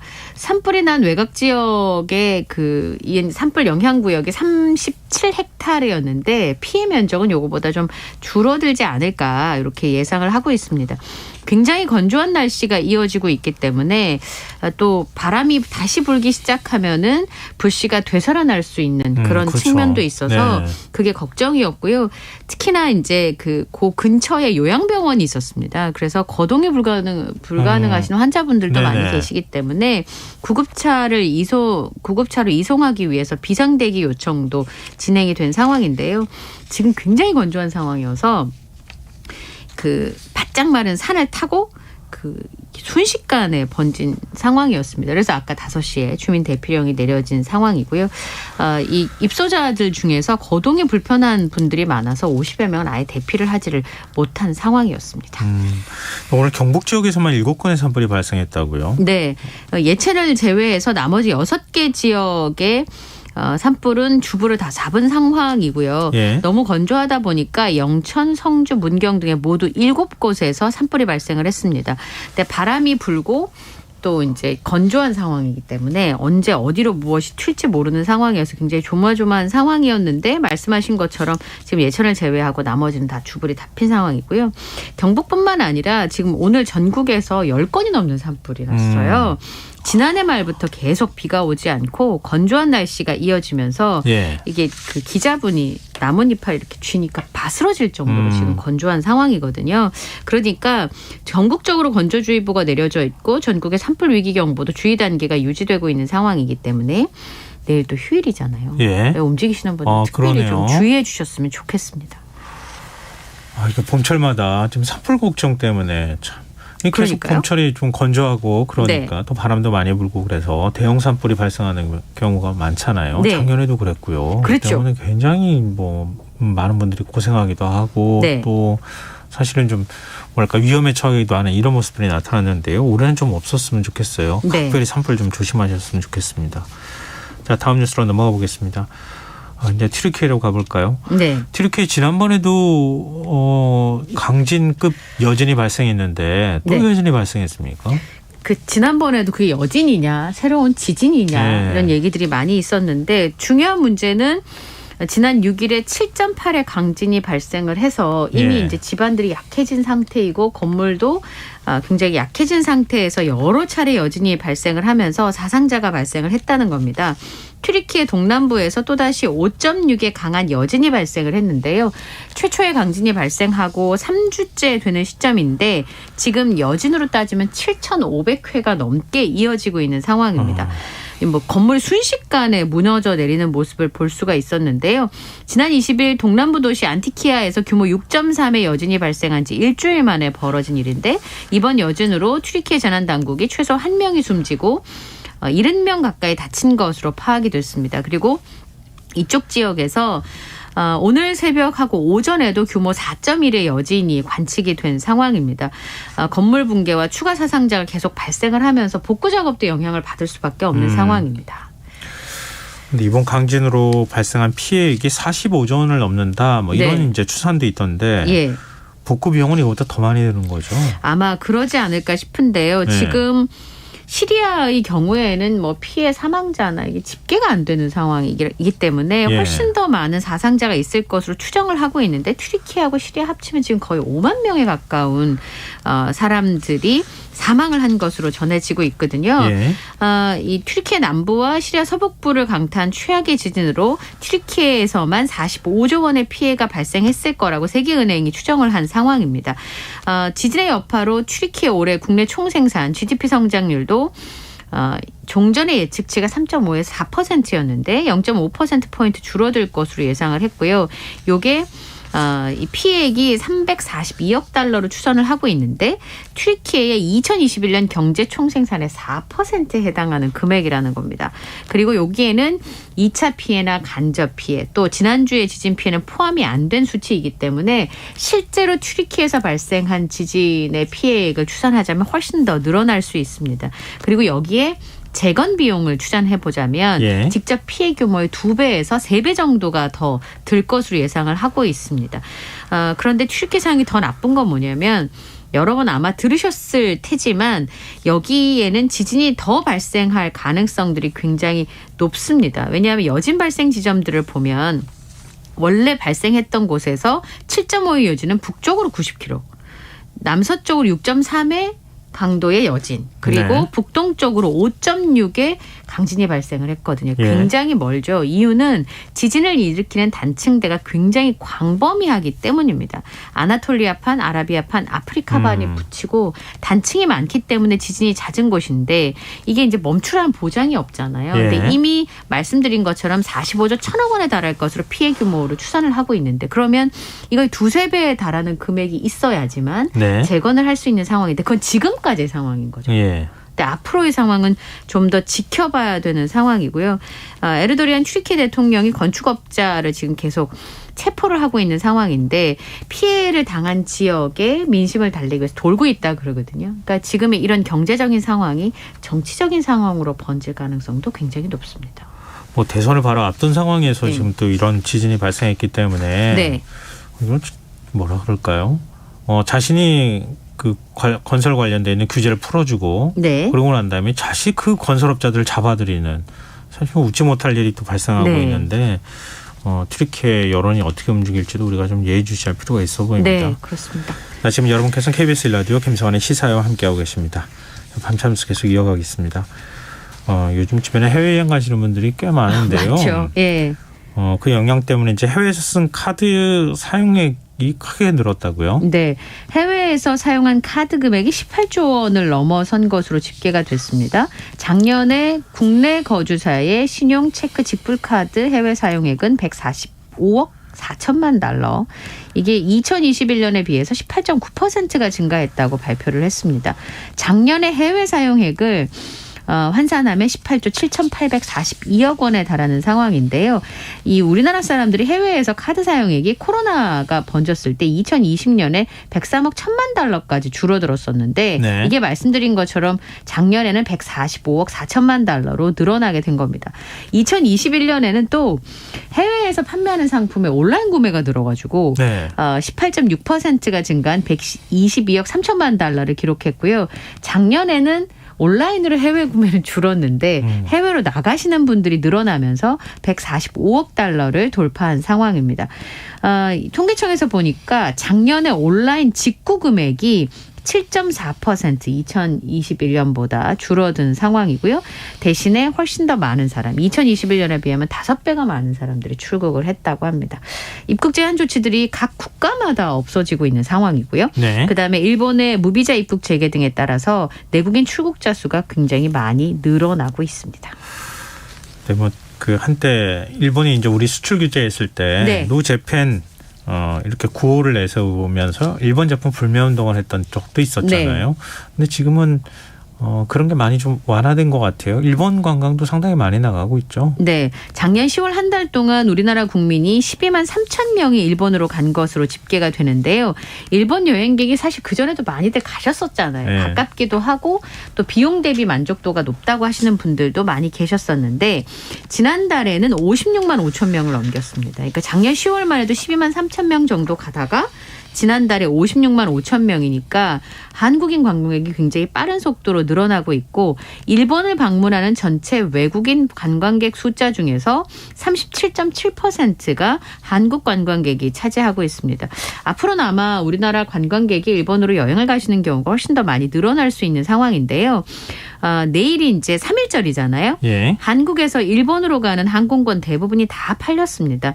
평균 예약률이 93%로 거의 뭐 다 판매가 되고 있다고 보시면 될 것 같고요. 예. 평균 예약률도 90%가 넘어가는데 이게 이제 여름 휴가철에 맞먹는 그런 모습이라고 합니다. 지금 최근에 일본의 정치적인 행보, 외교적인 행보를 살펴보면 이 반일 감정이 높을 수밖에 없는 그런 상황인데 네. 그거와 별개로 일본으로 여행 가시는 분들이 많아지고 있기 때문에 그런 부분은 예전과 좀 다른 흐름이라는 거죠. 그러니까 실제로 뭐 일본을 여행을 갈 수 있냐 없냐 상관없이 예. 정치적인 이슈가 불거지게 되면 가지 말아야지 하시는 분들이 좀 많았던 것과 비교한다면 이전에 비해서 이 역사 문제와 또 개별의 소비 문제를 좀 분리하는 경향성이 좀 더 강해지고 있는 것은 아닌가 그런 해석들이 나오고 있습니다. 근데 뭐 역사 문제에 대해서는 사실 화해가 안 이루어진 상황이고 네. 한일 정부 간에는 굉장히 친해진 것 같아요. 뭐 그렇죠. 네. 그런 점들이 좀 있는 이전하고 좀 다른 점인 것 같은데. 달라진 점이기도 하지요. 근데 3.1절이라고 하는 것 또 그리고 그때 맞춰서 연휴에 일본을 간다. 뭐 이런 것들 가지고 지금 네티즌들 사이에서 서로 좀 공방을 벌이고 있다고요. 네. 그러니까 우리로 치면 독립운동 기념일인 거잖아요. 네. 3.1절이라고 하는 날이. 그런데 그런 기념일에 굳이 일본을 방문을 해야 되겠느냐라는 네. 뉘앙스의 글들이 올라오면서 굉장히 활발한 논쟁이 벌어지고 있습니다. 일본 여행을 가는 걸 반대하시는 분들이 이런 거예요. 최소한 이날만은 가지 말아야 되는 거 아니냐. 여행 가는 사람은 3.1절의 의미를 생각을 하는 거냐. 일본 여행 가서 와사비 테러 당하시라. 뭐 이런 질타까지 지금 나오고 있다고 하는데요. 네. 그리고 다케시마 날 행사를 이어가고 있는 일본 당국의 행보를 언급하는 사람들도 있습니다. 그런데 전체적인 흐름을 보면 여러 커뮤니티에서 여행객을 옹호하는 그런 의견들이 좀 더 많아 보입니다. 본인이 열심히 일해서 번 돈으로 여행을 가겠다는데 그게 뭐가 잘못된 거냐. 그건 가치관의 차이일 뿐이다. 이 국내 여행을 가서 사실은 이제 비싼 돈을 주게 되잖아요. 네. 근데 일본이 국내 여행지보다 좀 저렴한 지역들도 있거든요. 그러니까 우리나라에서 이렇게 호갱이 되느니 외국에 가는 것도 나쁘지 않지 않냐. 네. 좀 새로운 느낌을 갖는 게 좋지 않겠냐라고 하는 얘기들이 나오고 있어요. 뭐 기왕 일본 여행 가는 거면 가더라도 우리가 가는 대신에 수출 규제 풀어라 이렇게 일본 정부를 압박해야 되는 거 아닌가 하는 생각이 전 반대로 드는데요. 일본 여행객도 우리나라에 많이 오게 만드는 것도 그러게요. 연구를 좀 해야 되지 않을까요? 그것도 한 방법이 될 수 있을 것 같고요. 이게 호혜적인 거 아닌가 싶은데요. 네, 알겠습니다. 다음 뉴스로 넘어가 보겠습니다. 요즘 선거철도 아닌데 길거리 여기저기 현수막들이 많이 걸려 있어요. 그러니까 저도 이거 뭐지? 이런 생각을 했었거든요. 네. 그런데 정치적인 구호가 담겨져 있는 글들이 있습니다. 뭐 예를 들어 현수막에는 불체포 특권 폐지, 민주당은 빼고 뭐 이런 현수막이 걸리는가 하면 또 반대편에는 50억 클럽 즉각 특검 이런 내용들이 계속 걸리고 있는데 문제는 의견 주장은 할 수 있죠. 정당 활동을 하시는 분들은 그런 주장을 하실 수 있는데 문제는 우선 왜 이렇게 정치구 경연장처럼 많이 걸리냐. 그리고 현수막이 자영업자분들 간판을 가리잖아요. 그러면 이걸 뜯어낼 수가 없으니까 굉장히 복장이 터진다 이런 분들도 계시고요. 실제로는 전동 킥보드를 타던 여성이 현수막에 걸려서 넘어지는 일들도 발생을 했다는 겁니다. 그러니까 나무와 나무 사이에 걸리는 현수막의 높이가 좀 키가 크신 분들이 만약에 예를 들어서 킥보드를 타시면 그러니까 머리나 이 목에 걸리는 정도의 높이에 걸리는 경우가 생기가 있잖아요. 근데 이걸 제대로 못 보고 많이 지나가다가 걸리게 되면 굉장히 위험할 수 있는 상황가 벌어지는데 그래서 이 어머니가 이 현수막을 건 의원 사무실에 막 항의를 하셨대요. 그랬더니 치료받은 다음에 영수증을 제출하면 보상하겠다 이렇게 얘기를 했다고 합니다. 그래서 다른 사람이 위험할 수 있는 상황이니까 정치적 주장을 하지 말라는 게 아니라 이 현수막을 게시하는 게 좀 시정이 됐으면 좋겠다. 뭐 가게 간판을 바른다든지 아니면 지나다니는 사람들의 시야를 가린다든지 하는 것은 좀 문제가 있겠다라고 하는 지적들이 굉장히 많이 나오고요. 그다음에 이제 애들 보기 조금 그렇다 하시는 분들도 있어요. 그러니까 주장을 하시는 건 괜찮은데 상대방을 비아냥거리거나 비난하는 말투의 현수막들이 걸리잖아요. 그 저번에 제가 그 국회에서 옥신각신하는 거 저희 꼬마한테 보여줬더니 엄마 안 창피한가? 이렇게 이상한데? 그래서 제가 뭐라고 말을 못하고 그렇겠지? 그러고 제가 말았거든요. 그런 부분들도 좀 감안을 해보시면 어떨까? 좀 품격 있게. 각 정당이 현수막 만들 때 신경 써야 할 부분일 것 같은데요. 근데 이게 느낌적인 느낌인 겁니까? 아니면 실제로 뭔가 현수막이 늘어날 만한 이유가 있었던 거예요? 법이 바뀌었어요. 작년 12월 11일에 지자체 허가나 신고 없이 정당명의 현수막을 설치할 수 있도록 5개 광고물법 개정안이 시행이 되면서 이제 각 정당의 현수막이 장소를 가리지 않고 전국 곳곳에 걸리게 된 거죠. 근데 말씀드린 것처럼 이렇게 현수막이 난립을 하면서 시민들의 민원이 굉장히 많이 쏟아지고 있습니다. 이전에는요, 이렇게 허가를 받아가지고 걸으라고 하는 데만 걸 수 있었잖아요. 그런데 법이 개정이 되면서 정당 정책이나 정치적 현안과 관련된 광고물을 허가나 신고 없이 자유롭게 15일 동안 설치를 할 수 있게 됐고 장소 제한도 없어졌습니다. 그러니까 정당의 활동을 보장한다는 취지는 알겠어요. 그런데 이렇게 되면서 이제 굉장히 불편을 많이 겪고 다만 신호등이나 방범 카메라, 어린이 보호구역처럼 교통의 안전과 이용자의 통행의 안전을 해칠 수 있는 위치에 현수막은 금지가 되고요. 높이 2m에서 3m 이상 설치를 해야 되는 가이드라인이 있습니다만 이것도 강제 사항은 아니라고 하네요. 사실은 논란이 많았던 거예요. 왜냐하면은 정치 표현의 자유, 뭐 정당 활동의 자유, 여러 가지 자유가 헌법상에 보장이 돼 있잖아요. 근데 어떤 문구는 되고 어떤 문구는 안 되고 어디는 되고 어디는 안 되고 이게 굉장히 논란이 많았거든요. 그러니까 오히려 그거 맡겨두는 게 좋겠다. 이런 취지로 이제 이렇게 됐던 건데 우리 이것 때문에 좀 불편함이 생긴다. 그러면 이건 뭔가 이렇게 각 정당이 좀 조심해야 되지 않을까. 왜냐하면 그만큼의 권한과 자유가 주어진 거니까요. 책임도 져야 되는 것이고요. 생각이 드는데 서울시에서 좀 보다 못해서 가이드라인을 만드는 겁니까? 그 다음 달 중에 현수막 단속 가이드라인을 만든다고 합니다. 왜냐하면 사실 폐현수막이 선거 때도 굉장히 심각한 환경 오염 문제를 유발하기도 하거든요. 개수가 많기 때문에 지금의 행정안전부 가이드라인에는 15일 이후에 잦은 철거하도록 되어 있는데요. 이걸 강제 철거하도록 규정을 좀 바꿔보겠다라고 하는 겁니다. 철거를 만약에 약속된 날짜를 어기게 되면 강제로 지자체에서 철거를 할 수 있도록 그러면 이제 난립하는 걸 어느 정도 막을 수 있겠죠. 다만 국회에서 말씀하신 것처럼 5개 광고물법 개정을 개정을 하게 된 건 그 취지가 있는 부분이잖아요. 그걸 무시할 수는 없으니까 그런 부분을 감안해서 정당과 행정안전부, 지자체가 가이드라인을 사전에 합의를 한다라고 하는 계획입니다. 그리고 현수막의 위치, 크기를 제한할 수 있도록 관련법과 시행령 개정안을 국회에 건의를 하기로 했는데요. 내년에 선거가 또 있잖아요. 근데 선거 때는 국회나 정당에서는 하여튼 걸고 싶을 거예요. 그렇죠. 많이 걸고 싶을 거잖아요. 그러면 현수막을 정해진 위치에 또 제한 사안을 동의를 해서 그 법을 통과시켜 줄 것인가. 코앞에 이제 선거가 있는데 그냥 차일피일 미루면서 다음으로 넘기고 싶어 하진 않을까? 라고 하는 의심을 저 혼자 했어요. 아니, 근데 시행령을 또 바꿀 수는 있는 거니까요. 시행령으로. 그러니까 정당이 뭐 어떤 정당 활동의 자유나 이런 것들 보장하면서도 네. 너무 지나치다 싶을 만한 것만 좀 이렇게 질서를 잡아주는 뭐 이런 역할을 하면 어떨까 싶은데 글쎄 이것도 좀 논란이 되려나요? 알겠습니다. 자, 마지막 뉴스입니다.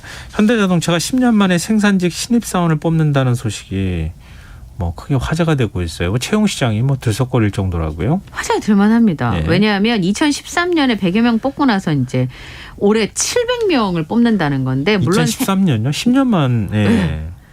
근데 생산직이긴 하지만 대우가 너무 좋아요. 왜 많은 사람들이 이제 뉴스가 되기도 했었잖아요. 우선 현대자동차 생산직 평균 연봉이 2021년 기준으로 9,600만 원으로 굉장히 좋은 편입니다. 네. 신입 초봉도 5천에서 6천만 원에 이르고요.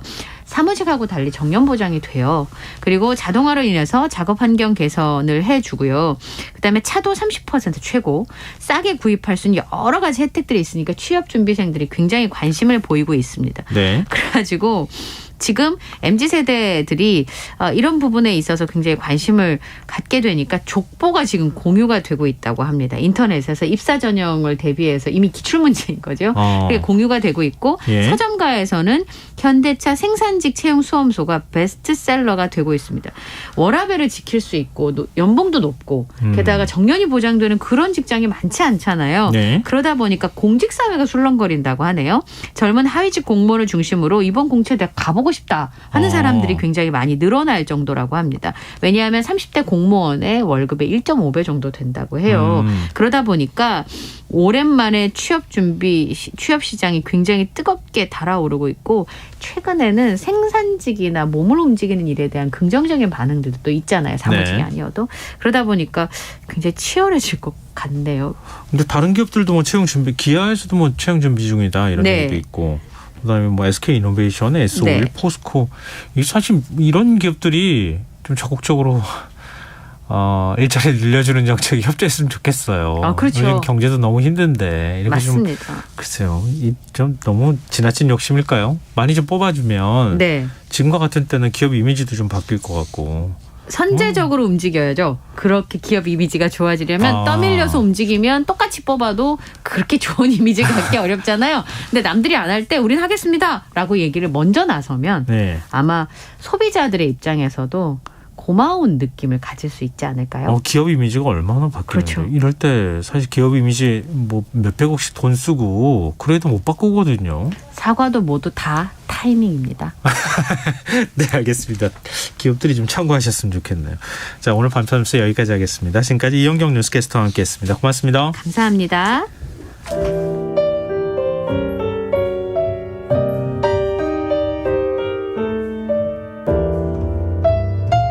내일의 품격. 김성환의 시사야에서 챙겨가세요. 하루를 마무리하는 시간 꺼내보는 당신의 지식 창고. KBS 1라디오 김성환의 시사야.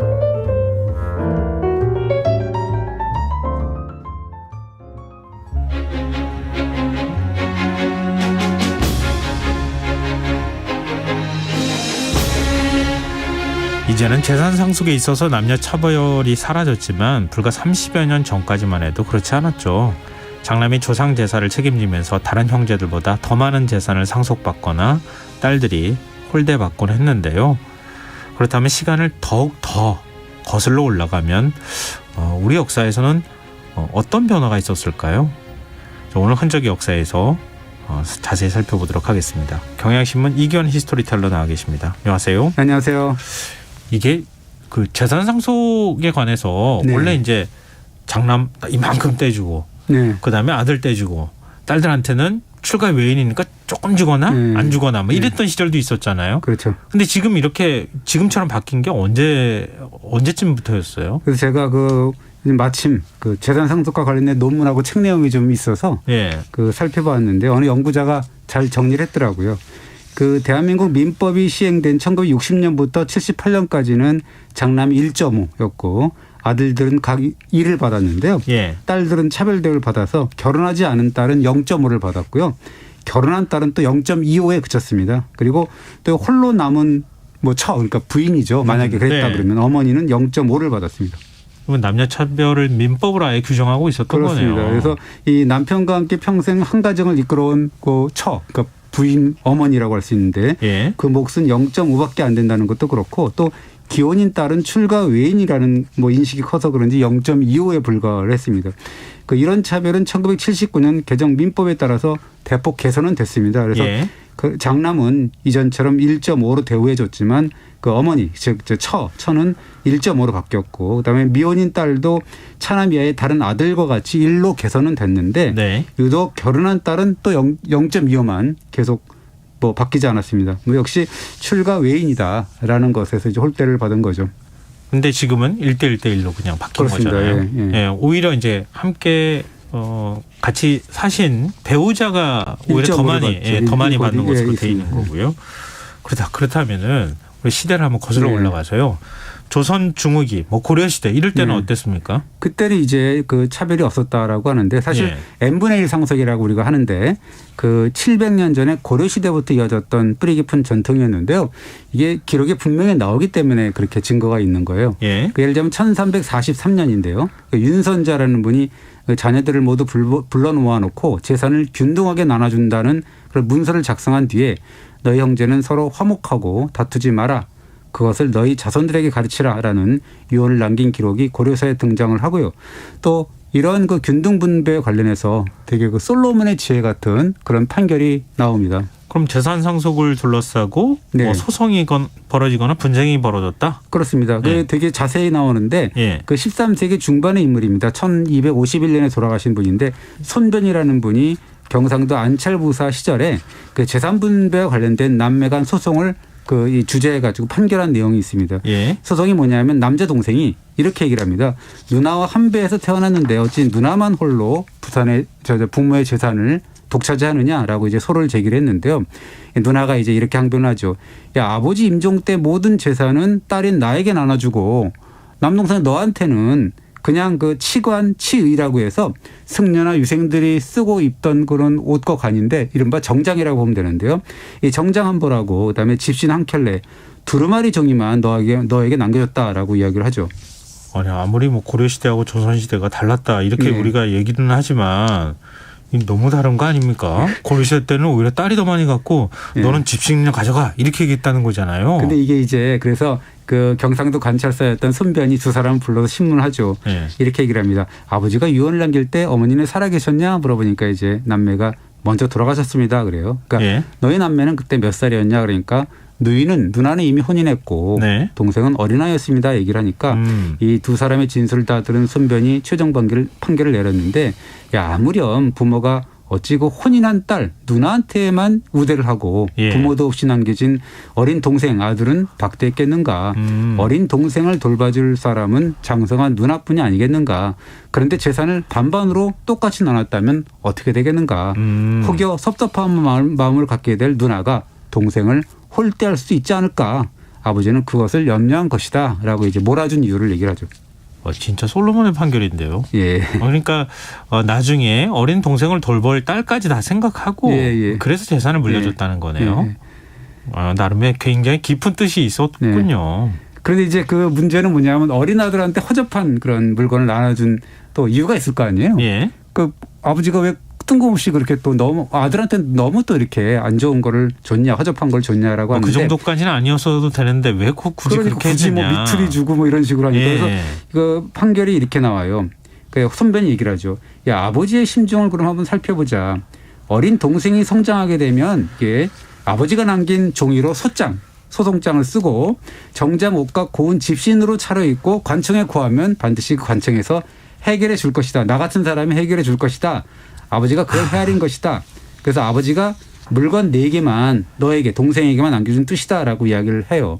그러니까 이제 그 판결을 들은 남매가 서로 마주보면서 울었고요. 아버지의 뜻을 알게 된 거죠. 그러면서 마침내 재산을 반반씩 갖게 됐다라는 이야기입니다.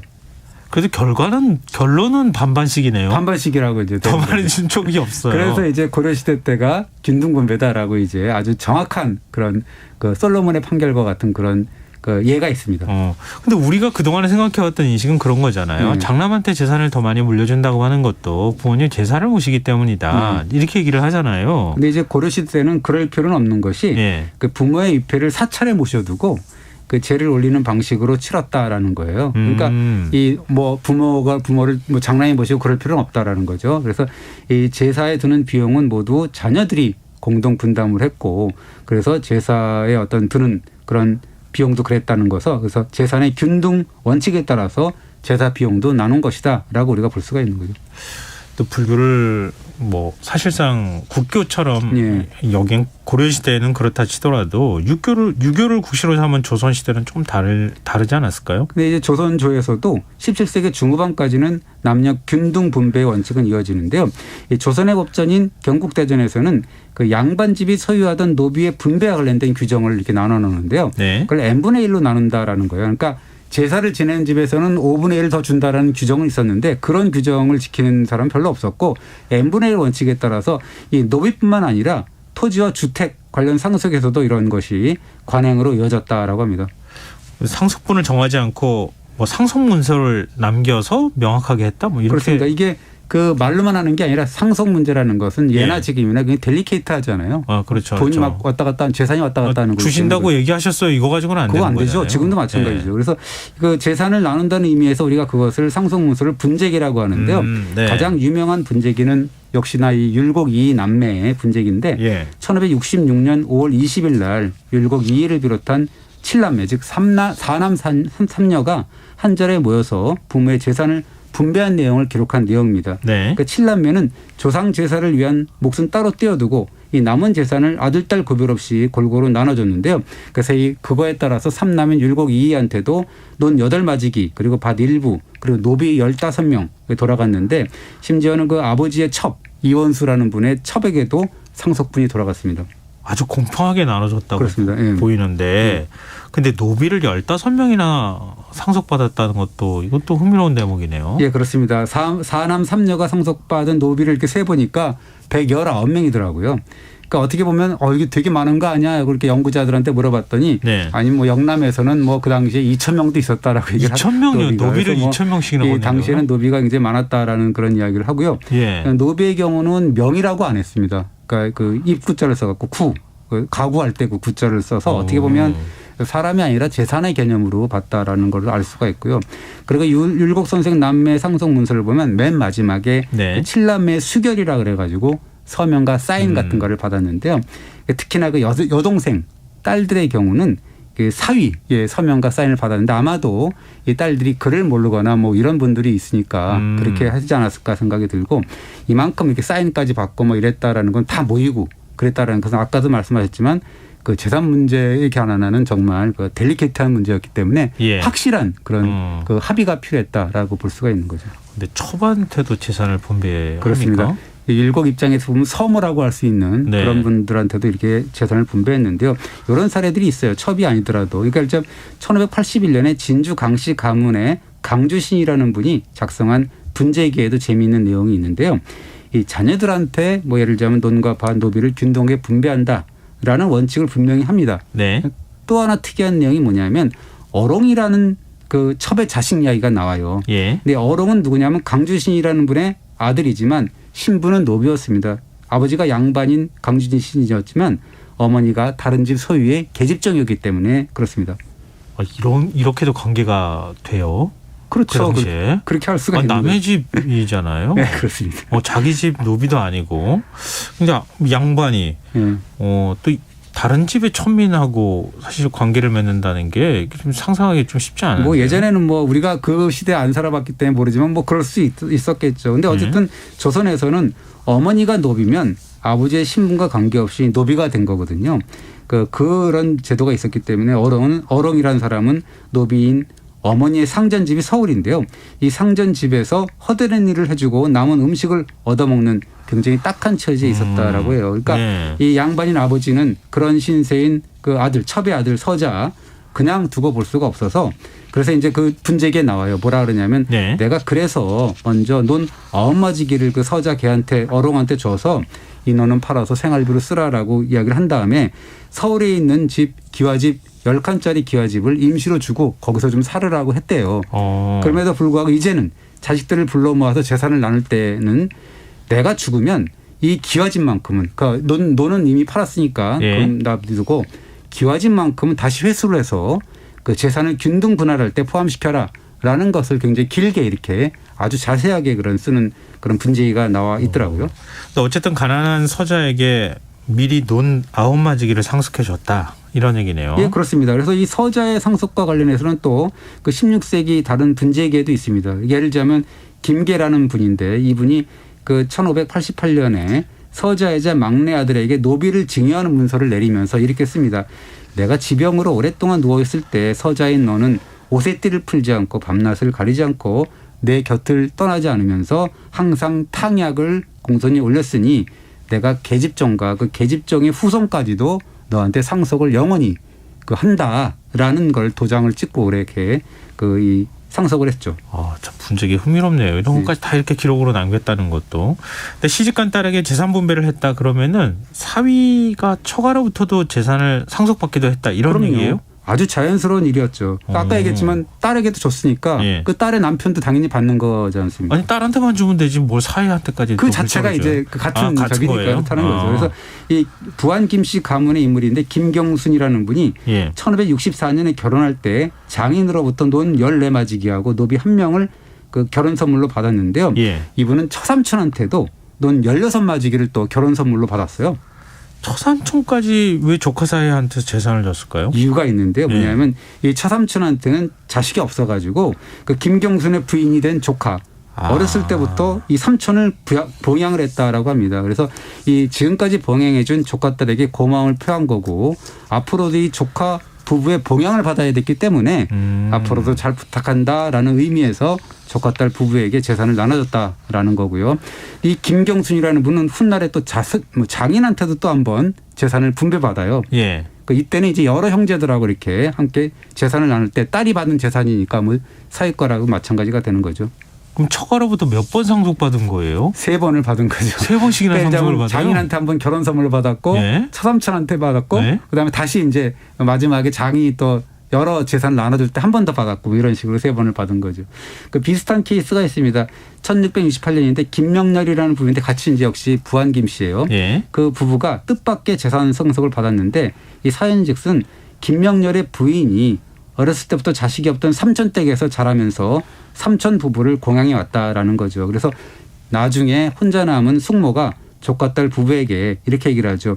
너희는 지난 40여 년 동안 숙모인 나를 봉양하고 그 삼촌 남편의 제사를 정성스럽게 받들었다라고 하면서 선뜻 재산을 상속을 했는데 이것이 어떻게 보면 재산을 상속 분배하는 명분이었죠. 그러니까 살아서는 날 잘 봉양했다라는 고마움. 그리고 나 죽은 뒤에는 또 제사밥을 좀 차려달라라는 어떤 그런 바람 이런 것들이 재산 상속에 이렇게 두루 담겨 있다라고 볼 수가 있습니다. 그럼 자연스럽게 궁금증이 따를 수밖에 없는 게요. 조선시대는 어느 집에서 제사 지냈습니까? 그러니까는 이게 유교를 국시로 삼았으니까 당연히 장남의 몫이 아니었을까라고 생각을 하는데요. 사실 경국대전도 아까 말씀드렸지만 조상 제사를 지내는 자가 상속분의 5분의 1을 더 받는다 이런 규정은 있었어요. 근데 그런 규정은 잘 안 지켜졌고 그 17세기 중후반까지도 이 조선에서는 자녀들이 돌아가면서 제사를 지낸다 그래서 돌려막기라고 우리가 표현하기는 좀 이상하지만 어쨌든 돌아가면서 제사를 지내는 이른바 윤행이라 그래서 수레바퀴 이런 차원인데요. 윤행의 관행이 있었다라고 합니다. 지금 이제 16세기, 17세기 계속 말씀하시는데 조선 전기쯤까지는 그랬다 이렇게 이해하면 되겠네요. 조선 중후기라고 봐요. 중반 이후까지라고 봐야 되죠. 왜냐하면 우리가 그 임진왜란과 병자호란을 기점으로 해서 전후기를 나눈다잖아요. 후기까지도 후기의 전반기까지도 우리가 이렇게 그 돌려막기, 돌려지냈다라고 볼 수가 있습니다. 그럼 우리가 알던 사실하고 많이 달라가지고 제가 그래서 굳이 시대 구분을 지금 하면서 얘기를 드린 건데요. 근데 딸 집에서도 제사를 지냈다는 거잖아요. 그렇죠. 지금. 그래서 실제로 조선 중기의 양반들의 글을 보면 이 제사는 형제가 똑같이 분배하고 제사는 아들, 딸 구별 없이 돌아가면서 지낸다라는 기록이 많습니다. 그러니까 어떻게 됐겠습니까? 그러니까 그 딸아들 구별 없는 재산 분배, 재산 돌려 지내기 관행에 따라서 처가살이도 빈번했겠죠, 당연히. 그러니까 처가로부터 재산을 받았을 경우는 또 처가 식구들을 돌보고 처가의 제사까지 받들어야 됐다라는 건데요. 그 유명한 조선 중기의 인물인 유이춘이 쓴 미암일기라고 있잖아요. 그 유명한 그 일기인데 거기도 보면 이렇게 나와요. 내가 부모의 제사뿐만 아니라 외갓집 식구들과 외조모부와 처부모의 제사를 지냈다라는 그런 기록이 나와 있습니다. 그러고 보니까 율곡이 선생도 외가에서 자랐다는 그렇습니다. 생각이 드네요. 그렇습니다. 이 선생은 어렸을 때부터 외가인 강릉 오죽헌에서 태어났고 자랐다라는 건데요. 이 원래 오죽헌은 그 이 율곡이의 어머니인 신사임당의 외가 쪽에서 물려받은 재산이에요. 그리고 이제 그 쭉 이어졌는데 그 딸만 5둔 신사임당의 아버지가 이제 돌아가시니까 재산 분배가 이루어졌는데요. 그에 따라서 오죽헌은 넷째 딸의 아들 즉 외손자죠. 그 묘소를 보살피라라는 명목으로 오죽헌은 물려줬고요. 그다음에 신사임당의 아들인 율곡 이 선생은 조상 제사를 지내달라라는 당부와 함께 서울에 집 한 채하고 전답을 받았다라고 합니다. 그러면 17세기까지 이런 관행이 있었다고 하면은 그 이후에 뭔가 관행이 확 바뀌는 계기가 있었다는 거잖아요. 이게 또 서서히 바뀌는데요. 아주 중요한 포인트가 있는 분지기가 하나 남아있는 게 뭐냐면 1669년이니까 17세기 중후반 정도 되잖아요. 그죠? 이제 병자호란이 이제 끝나고 이렇게 이제 그 당시인데. 그러니까 1630년대 뭐 이렇게 지나가면서 전쟁이 끝난 거잖아요. 어떤 변화가 포착이 되냐면 역시 부안 김씨 가문의 그 분재기 중에 하나 있는데 그 인물 중에 한 분인 김명렬이라는 분이 후손들한테 전한 유언장이 있습니다. 거기에 보면 중요한 변화가 포착이 되는데 이렇게 얘기를 해요. 이 종가의 법이 무너진 지 오래다. 제사 돌려지내기의 관행도 굳어졌다. 그리고 딸들은 출가 외인인데 제사를 지금까지도 사유가 지내는 일이 많다. 그 사대부 집안까지 이렇게 된다라고 해서 굉장히 괴탄하는 그런 내용이 나와 있어요. 종가의 법이 무너졌다는 게 무슨 의미예요? 그것이 종법이라는 건데요. 이 적장자 중심의 그 제도, 가족 제도를 얘기를 하는 거죠. 그래서 이 17세기 들어서 이 조선의 예학이 발달을 하고 그래서 장남 위주의 어떻게 보면 유교의 종법이 이제 향촌 사회까지 뿌리를 받게 된다라는 거예요. 그래서 이런 뭐 그런 것들이 발달하게 되는데 그렇지만 여태까지 고려시대 때부터 계속되어 왔던 그런 뿌리 깊은 재산 균등 분할 그리고 제사 돌려막기 관행 이건 사실 그 바꾸기는 쉽지 않았다라는 겁니다. 그래서 이 김명렬이라는 분은 이게 바꾸기가 너무 힘드니까 타협책을 제시를 하는데요. 어떻게 하냐면 그래 부모의 재산은 아들들이 번갈아 가면서 지내되 딸들에게는 결단코라는 표현을 씁니다. 결단코 맡기지 말라라는 거면서 대신에 출가한 딸에게는 아들 몫의 3분의 1만 분배하도록 이렇게 그렇게 규정을 하고 하는 게 이제 분재기에 나와 있습니다. 그 이무렵부터 평등 분배 원칙이 무너졌던 거네요. 그런 과도기를 지나서 그 18세기가 되면 재산은 장자가 혼자 받들고 상속 재산도 거의 몰빵 수준으로 독점하는 단계에 이른다라고 하는데요. 물론 그 특수한 경우는 있지만 일반적으로는 그렇다라는 건데요. 어떤 상속 문서를 보면 장남이 노비 74명하고 그다음에 논밭, 밤나무, 대나무밭, 서당터까지 다 받고 다른 누이 동생들은 아주 조금 받는 수준으로 이렇게 바뀌는 상황이죠. 아무리 장남이 조상 제사를 뭐 맡는다 하더라도 그건 너무 과하게 몰아준 거 아닙니까? 사실 그렇게 볼 수는 있는데 들쳐놓고 보면 또 그렇지 않을 수 있는 게 뭐냐면요. 이 절대 다수의 재산은 조상의 제사 그리고 집성촌의 형성과 유지 그거를 위해서 마련한 것이에요. 그래서 장남 임의대로 처분할 수가 없습니다. 장남의 경우 처분할 수 있는 재산은 그 아까 얘기했던 김명렬이라는 분의 그 포함한 5 형제가 그 아까 그 얘기했던 그런 몰빵 수준이 받았다는 그분 5형제가 나눈 전답 중에서 장남 몫인 12마지기뿐이었어요. 나머지는 전부 조상 땅이었기 때문에 자기가 임의대로 처분할 수 없었다라는 거죠.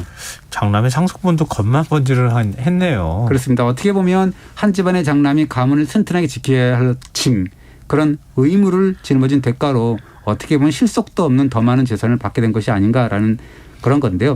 문제는 그런 법이 700년 전부터 이어진 남녀 평등의 원칙을 무시하고 불과 33년 전까지 마치 뿌리 깊은 전통인 양 떡하니 어떻게 보면 대한민국의 민법에 적혀 있었다라고 우리가 이제 얘기할 수가 있는 거죠.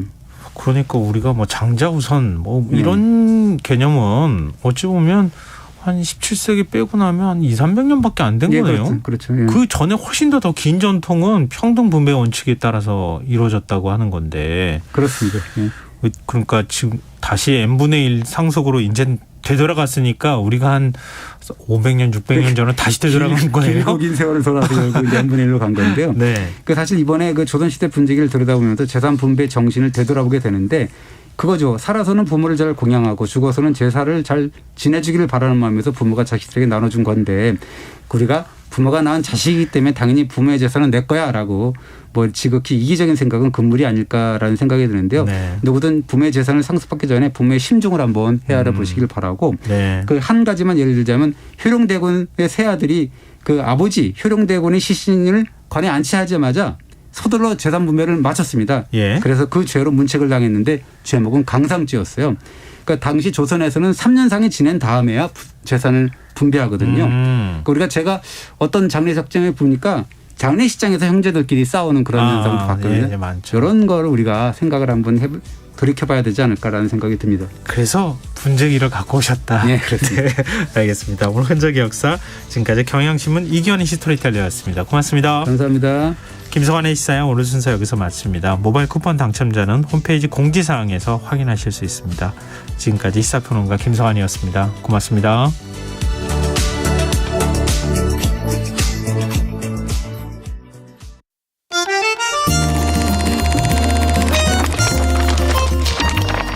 이다혜의 영화관, 정여울의 도서관.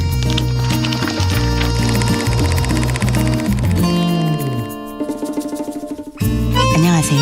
여러분과 아름답고 풍요로운 책 이야기를 함께 나누고 있는 작가 정여울입니다.